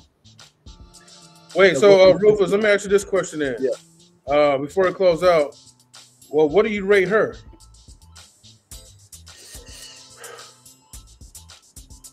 I'm not into muscle women, but I'm gonna go in the mindset of a guy who's into her. That type of women, she's like an 8 for a guy, 8, 9, and 10 for the guys who like that kind of woman. But what would you rate her based on? On me? Yeah, based on you. 2. See, I was about to say 3, so that's what I'm saying. She's terrible. A woman who's more cut up than me would never ever. We won't even see the motherfucking ocean together. I don't care if it's free. No, I've turned down women like that a lot. I don't date muscular women. Period. I like a little bit of. I like my woman feminine looking, soft. Yeah, that's the same with me, man. I think I'll take chubby over this. Yeah. M3, M3 like, hey baby. M3 gonna be like, what's good? Told him she got that nigga in a headlock. He was like, M3 pull up. I mean, to be honest with you, like, I'm not a big fan of like the enhancements. You know what I mean? Especially the boob enhancements. Oh, I'm cool with enhancements. I told all my chicks over 40, you going under the knife, you fucking with me. Oh shit! but for a 43-year-old like woman who's in like in good shape, or I'll give her like, man, look, I ain't gonna lie, bro. Like, I'll give her like a goddamn like 8 or 9. Her? Yeah, that's about right. Because I look at things beyond that, right? I mean, of course, she has a shitty personality. Well, I shouldn't say that, right? Because she's not, alive anymore. But, let's just say allegedly, if everything was true and everything that happened, yeah, the personality is shitty. But dude, it's rare, man. Like when you find somebody that's like that is built like that. You know what I mean? I'm just comparing to like how American society of women, right, are so like weak, fragile, and they're overweight. Now, of course, like I'll say, like besides all that muscular stuff or whatever, let's just say if she wasn't like all that built, I could tell she probably was like a 9 or 10, or at least like a good solid 9. Probably like in her younger years. But she don't. The three like faces. I'm not going to take like points because like of her you know her physique. Oh, so you're giving her like a pre-roid like rating and shit. She's more in the face. Go ahead. Rufus. M3 like them faces. He like the pretty faces. Oh, okay. Yeah, no, some of them pictures. So this is what M3 would do, right? He'll take a woman like that, and as long as she got that face he likes, then he can, even though she's muscular and looking like she can whip his ass, M3 would probably like imagine her as, okay, she would look good at feminine size, right? So he would like, yeah, she's a bad bitch. You know what I'm saying? So yeah, M3 has imagination, right? He knows how to improvise. That's what he improvises, right? So M3 would take this muscle bitch to yes. Ruth Chris, huh? Because he looking at her like she an 8, so he'll have to take her to Ruth Chris there. Yes. Well, that's the downfall for me because I ain't taking nobody to no Ruth Chris or whatever, right? You know, I take her. You saw how she punked homeboy. She was like, "Look, M3, I want mine medium rare." She's like, "I want some asparagus in this piece because I got a competition in 2 months. You better take me there." And she could be dressing up. She be like, "Look, M3, I want you to wear that tight shirt that you had on the other weekend." Yeah, M3 gonna make it happen. Yeah, M3 gonna make it happen. Now, if she has an ugly face, and look like that, M3 ain't taking her. Yeah, nah, he definitely won't. I think it's the hair because he being in the Spanish thing heavy. He's a Spanish killer, so I think it's the face and the hair. Damn! Shout out to M3 though. Shout out to M3 and macho woman. I want to be a macho woman. Because you get to talking, she gonna try you. She gonna try you. You get to talk about who you talk to like that, she gonna turn on. I'm talking to you. I can see her putting hands on homie though. That's what I'm saying. She got that built, man. When she got arms like that, yeah, she might be like, "3, what you say?" Yeah, she if you turn your back on her, you might be in trouble. Yeah, that's what I'm saying. Oh, probably get that chokehold, man, and be like, "Hey, mommy, whatever." Yeah, look at them forearms, man. Like she got the veins. She got that tight coochie though. And M3 fucking with fire. Yeah, that's probably why the other guy like so in love like that. That shit tight, wispy white. Yeah. Also, too, right? Okay. So, and this is like another story, right? So, I recently took a picture of like one of my Latina coworkers, right? Now, let's say she has a very soft, feminine physique, right? After lipo or whatever, right? And now, like, you're trying to eat right. Your body is now like an hourglass. So, perfect figure. Arms a little flabby, But then I start looking at the face, right? And I'm like she's not ugly at all, right? She's fairly attractive, right? But it's like, damn. I literally struggled for a minute because I had to really think about it. I was like, damn, man, like most people are saying like the body matters more than the face. But then it's like, what is my type now? Because like at this point, I mean, of course, I want it all, the face and the body. But it's like it's really hard. I feel like when it comes to certain like women, like as long as like you're like you guys said, like before, as long as like the face is what I like maybe like the long hair, like the face or whatever, a certain type of symmetric. I could put up with like a woman that has an average body though. I may have to get used to it, but it's like when I see the face, it's like that's what kind of gets me going a little bit. I don't know why. You know, I don't know. Yeah, y'all. I get it, man. I tell y'all all the time, let me get back in this market. I'm gonna get me a big girl with 2 jobs. You know what I'm saying? But she got to have a pretty face, right? She ain't even gotta have that. Depending on how much she earned, she could look like Whoopi Goldberg. Goddamn it! Sophisticated I'm cashing out. I'm a male gold digger. Let me tell you what sophisticated type is, right? Sophisticated jerk type, she needs to have a career, number one. Facts.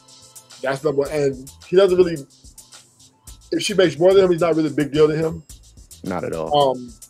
Sophisticated the type that's going to come in and try to manage, right? Hell no. This is where you go wrong. Yeah.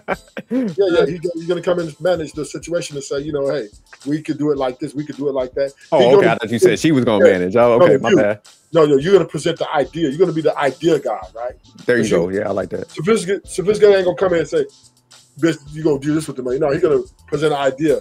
Well, hey, how about this? How about that? And he's going to cultivate it. It's going to take a little time, right? And then he's going to dig her down good. So she can break. He's gonna break her spirit, and then he's gonna, so he could be drizzle, right? He could be drizzle. Absolutely. House husband 2025. No doubt. I like that. Ruthless. Shout out to Ruthless for that breakdown. That's absolutely. Anybody getting a soft life, it's gonna be me. Goddamn it. Sophisticated jerk feels as long as he doesn't lose financially. He's been positioned to have everything without losing nothing. It's maximum love for him. Facts. Well, because even in my job, man, I got to do a lot of like contract negotiations, and we talk about a win-win scenarios when both parties win out. That's what I like in like regular life too, man. I don't like losing, man. I don't know what this whole mindset with like traditional guys where it's like I want to take this risk and lose. I'm built different. I like being in a position where, hey, I want the other person to win too, but it's like, damn, I shouldn't have to lose for to be in a dynamic where we both gain from this. Yeah, so I agree with that, Ruthless. Shout out to you for that breakdown, man. Excellent. Just a quick question, right? Because I know like you don't really have like a financial cap that disqualifies like you from like getting with a woman, which is cool. Like you said, I don't. Yeah, like a financial like okay, so you know how most guys, I absolutely would disqualify. Say if I was single right now, if a chick make under 150, I'm not fucking with her. No. I mean to the top part. But I'm glad. Well, I was going to ask you that question. Like, what would have been like the minimum of a chick that's making that will kind of be like, okay, now I want to disqualify you because you're 150 and below. Like I got to disqualify you. I eat shrimp. You know what I'm saying? I like silk, shiny nigger trinkets. So yeah, nah, you gotta make some bread, man. I can't be taking care of no whole adult. But okay, so if she's making like less than $100,000 a year, would that be like your disqualifier? Like what would be like kind of like the minimum cap, if that makes sense? No, I'm dead serious. It'll be about about 130. If they make below 130,000, I couldn't fuck with them. Damn, she better not make 129 then. But nah, I get you though. Yeah, that's as low as I could go. Yeah. See, yeah, he's a different. He's going in business mindset. Sophisticated got some business mindset. M3 still with the love thing, man. He just old school love.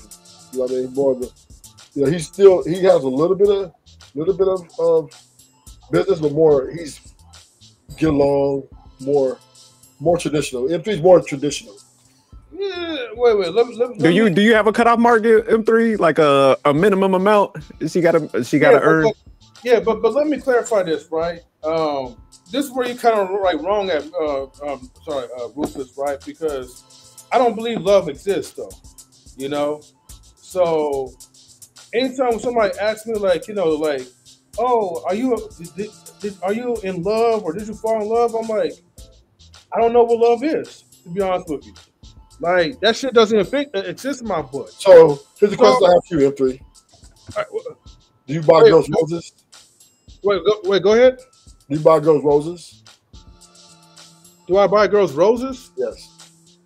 only like when they complain about it, and then I'll be like, here's your rose, and I can shut up.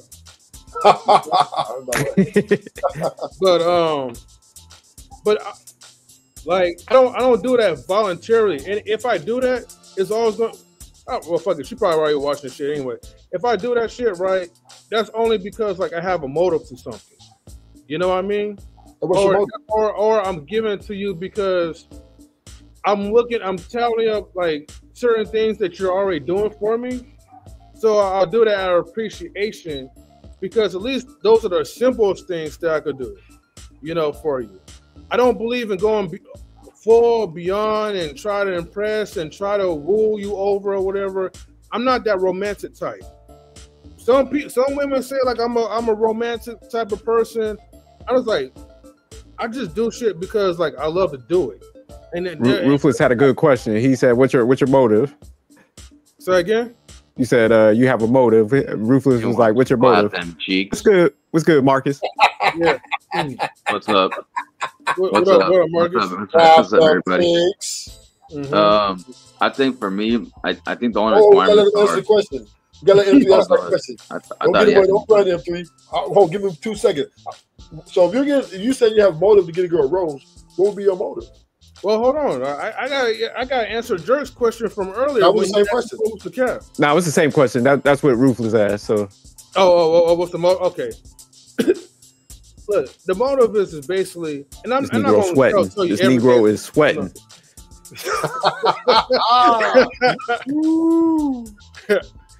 No, I ain't gonna tell you everything, but look, the whole premise, man, is just basically like just control, you know. And this not just goes for like, you know, the women I'm with, but it's the women who I talk to, you know. It could be co-workers, it could be female friends, whatever. You know. No, I don't do that flower shit, right? They already know that, and I don't open the doors for them and all that other shit, right? Oh, you toxic? Okay, you toxic? Say again? I said, oh, you toxic, huh? You pretty toxic right now. No. We save that for Toxic Tuesdays. Okay. But, okay. But you know, it's just certain things. It's like the law of attraction, you know. But for me, like I try to be different than what traditionally. When I mean traditionally, it's like normally what other men would do. Men are too focused on trying to like impress these whores, you know. They do further and beyond. They call them beautiful every day. They try to open the doors, and they don't even belong to them. So I'm like, if you don't belong to me, like, what is the incentive of it? You know what I mean? My time is precious and is valuable. So I know if I want something from you, right? Let's just say you're not my woman. If I want something from you, I know how to get it. I could pump your head up, just like what most guys do anyways, right? You know, give you like a little compliment here or two. But I have a cap of that. I may give you one compliment maybe a month. You know what I mean? You know, and maybe I might give you two if you really down to do whatever I tell you to do. But now when it comes to like, you know, my own women, right? Let's say women that I'm dating or whatever, you know, it is basically like just like cooperation and just like being like aligned. That's all. Everything's always about control and power to certain things. Okay. Yeah. All right, Marcus, what's your take on this whole situation? We got close out about 10, 15.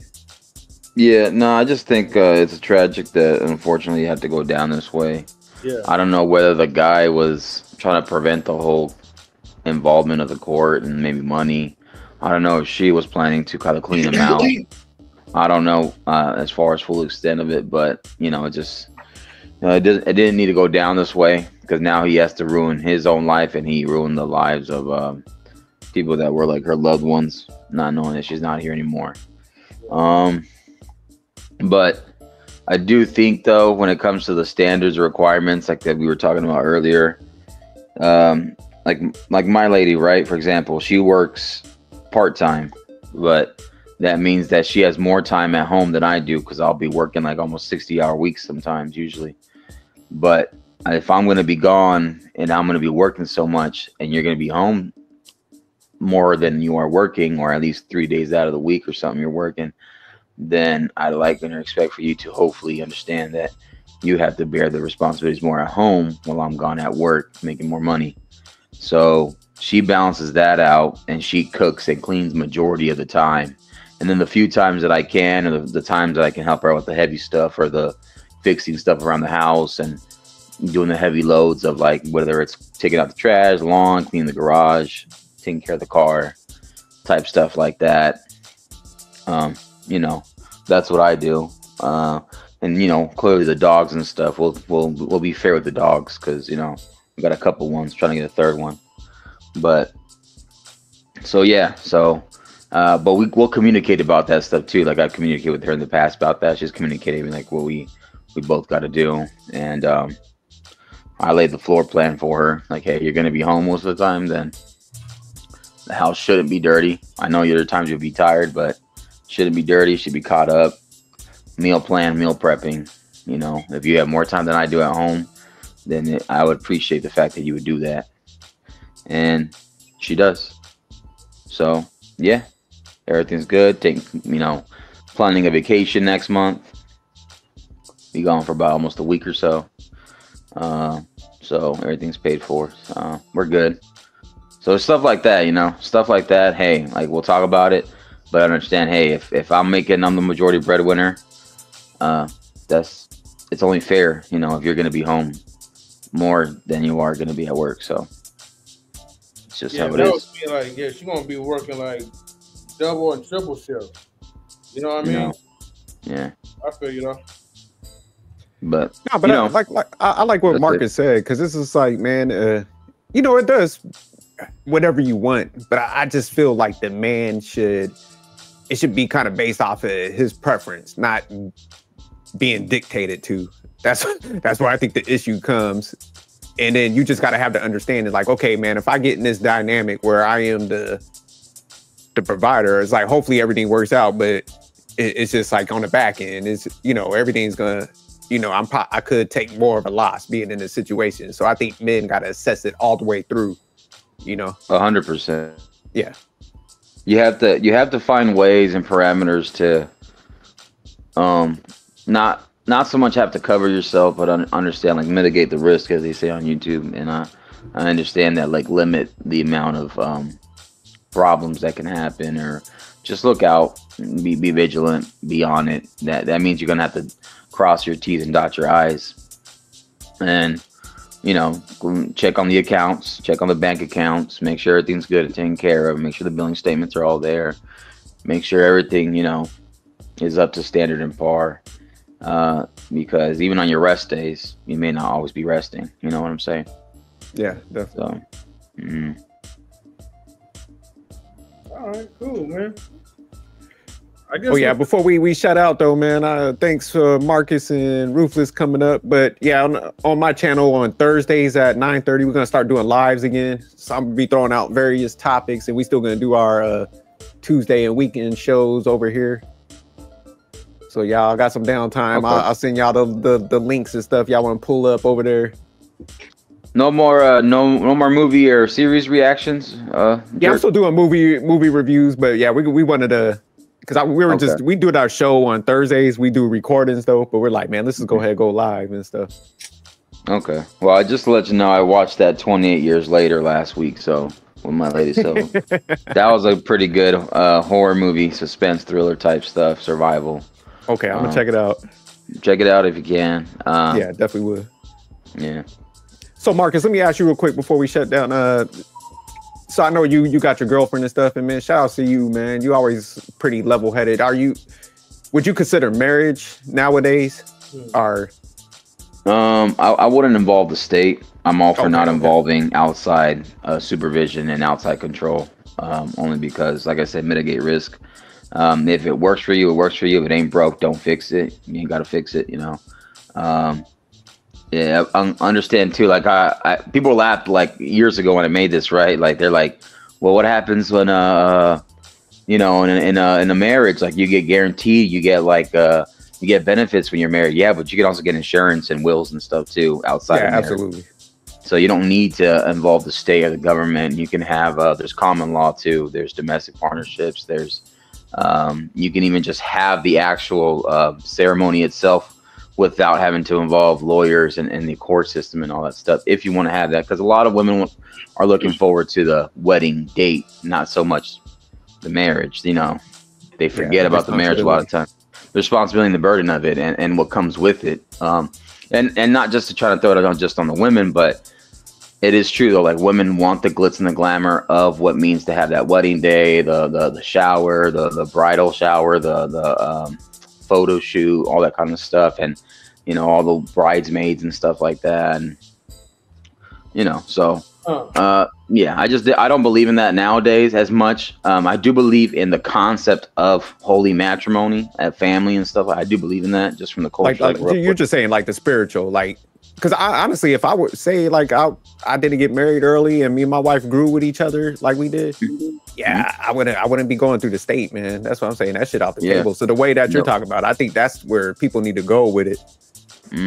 Yeah, because you got to understand too, like nowadays a lot of parameters are put in place. Like, it just because I live in California, so yeah, anybody who knows how California system is so messed up. No joke.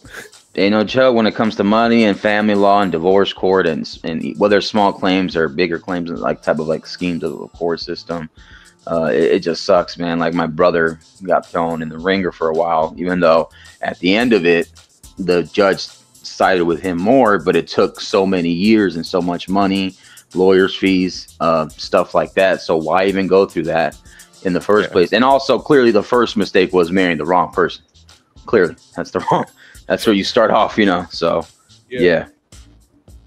No, because Ruthless asked a good question earlier when I was like laying down, like when I was younger, I made a selection.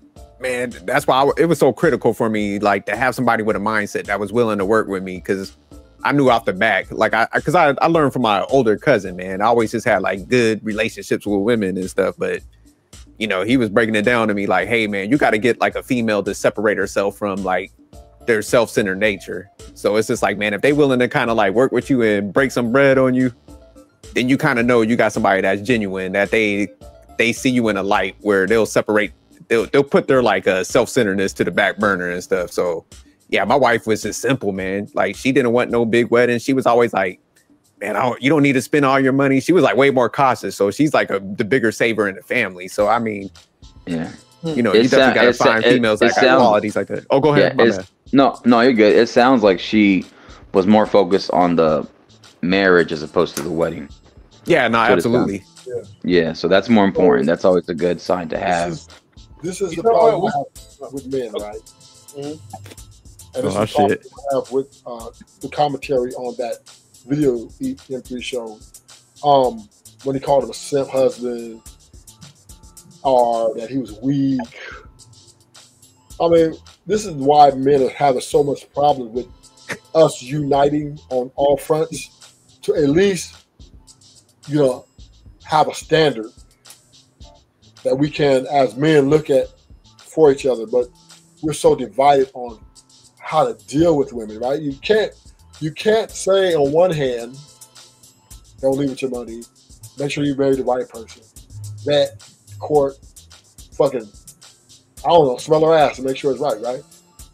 And then turn around and say, when she switches up on you in the marriage after 5, 10 years, or even 20 years, you're weak because, you know, it was all your fault. You should have been a better leader, or you're stupid for making her act like your wife.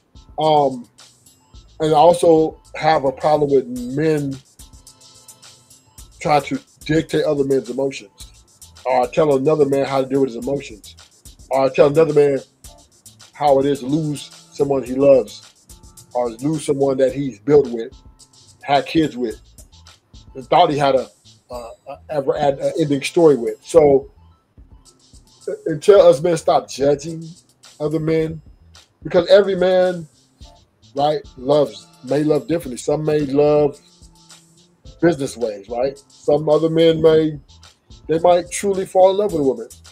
And because that woman takes advantage of that man, and then he enacts what he called some sort of consequence, we can't call him weak, right? We can't call him stupid or simp. what we can say is that marriage is a very big fucking deal for a lot of people. And dude, I ain't gonna, man, this dude take his wife out, man, that's between him and her. They deal with that. I'm not getting in that shit. I ain't got nothing to say about it, right? Most likely, I won't do that because I'm not getting married. But if I did get married, I would probably have a backdoor plan. You know what I mean? Because I'm not backdoor plan.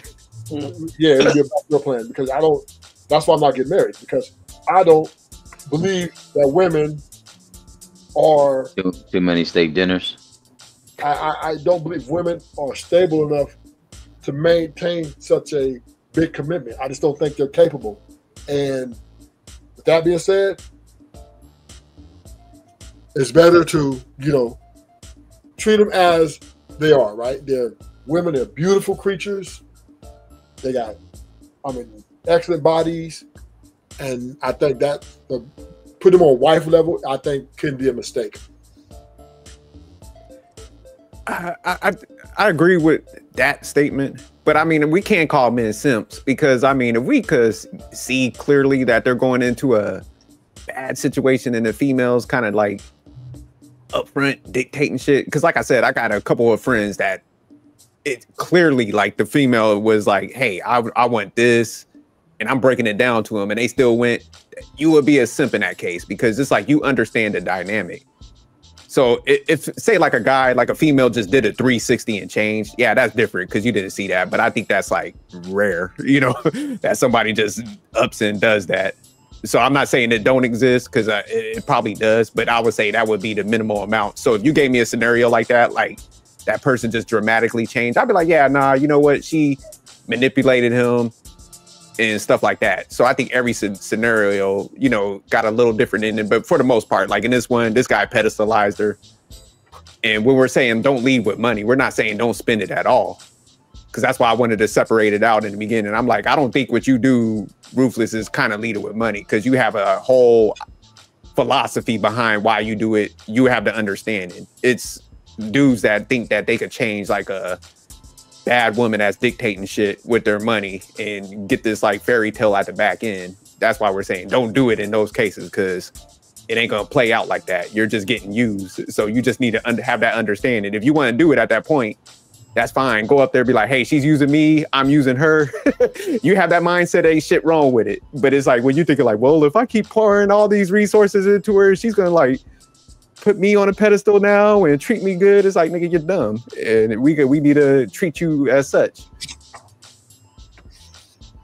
Yeah, I think it's very I think it's important because like there's multiple scenarios in that too. Because so like the first one, like you said, the woman could have either manipulated, or there's the other one too where person just got comfortable. Or the other third one is the opposite person kind of changed the way they were living before and kind of got them and maybe pedestalized them or something. And so those are the kind of scenarios that could happen. I think that's and I usually think it's either you get too comfortable or they were hiding who they were or they were just waiting until they got to the finish line. That's usually how I think it is. But then there's people that maybe like the guy or the girl kind of like pampers them a little too much and they kind of like that and they feel like it's their way of buying them and disregarding certain moments and like issues or arguments or battles and they're like, you know what, let me just buy his love or buy her love or whatever, you know. Yeah, I think men, I would say are, and I think Ruthless agrees, are way more delusional when it comes to this stuff. We romanticize like all this way more than I say women do, because they have a purpose, like provision up front. You need to kind of do this. And I think guys, man, they think they could buy them ways themselves into a situation. And I think, like I said, I see it playing out in real life. You know what I'm saying? I got dudes, I'm like, man, why the hell are you doing this? They like, oh, well, you know. You almost got it right. Those the men and women both are delusional, though. Our delusions run differently, though, right? So men are delusional to think that women are good and can't backstab them, right? That they're this good creature. And this is why it go against the, well, don't leave with your money, right? Because most men think women are good and have potential to be great wives.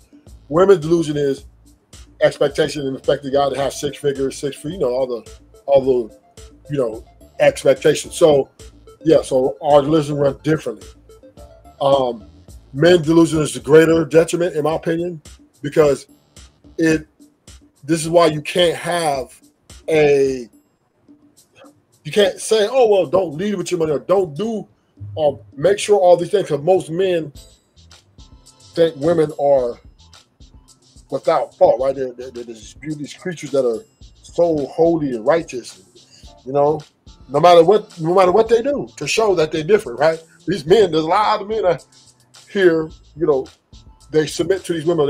They overly, I would say, think that these women aren't able to do the things that they're doing until it's too late, right? Like Shannon Sharp, P. Diddy, because these women are literally taking Diddy down right before our face. They're trying to take him down, right? All women, right? All the women are trying to cut the king down. So yeah, women are, and tell women, and this is why I said this, women are very, in my opinion, we're twins.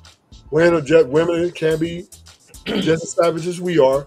It just looks different, right? It just looks a lot different, but it still can be diabolical. Yeah, no, definitely.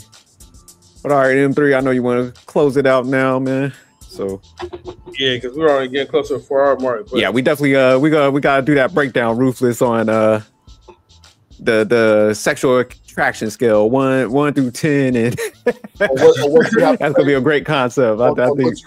Or what you get away with. yeah, absolutely.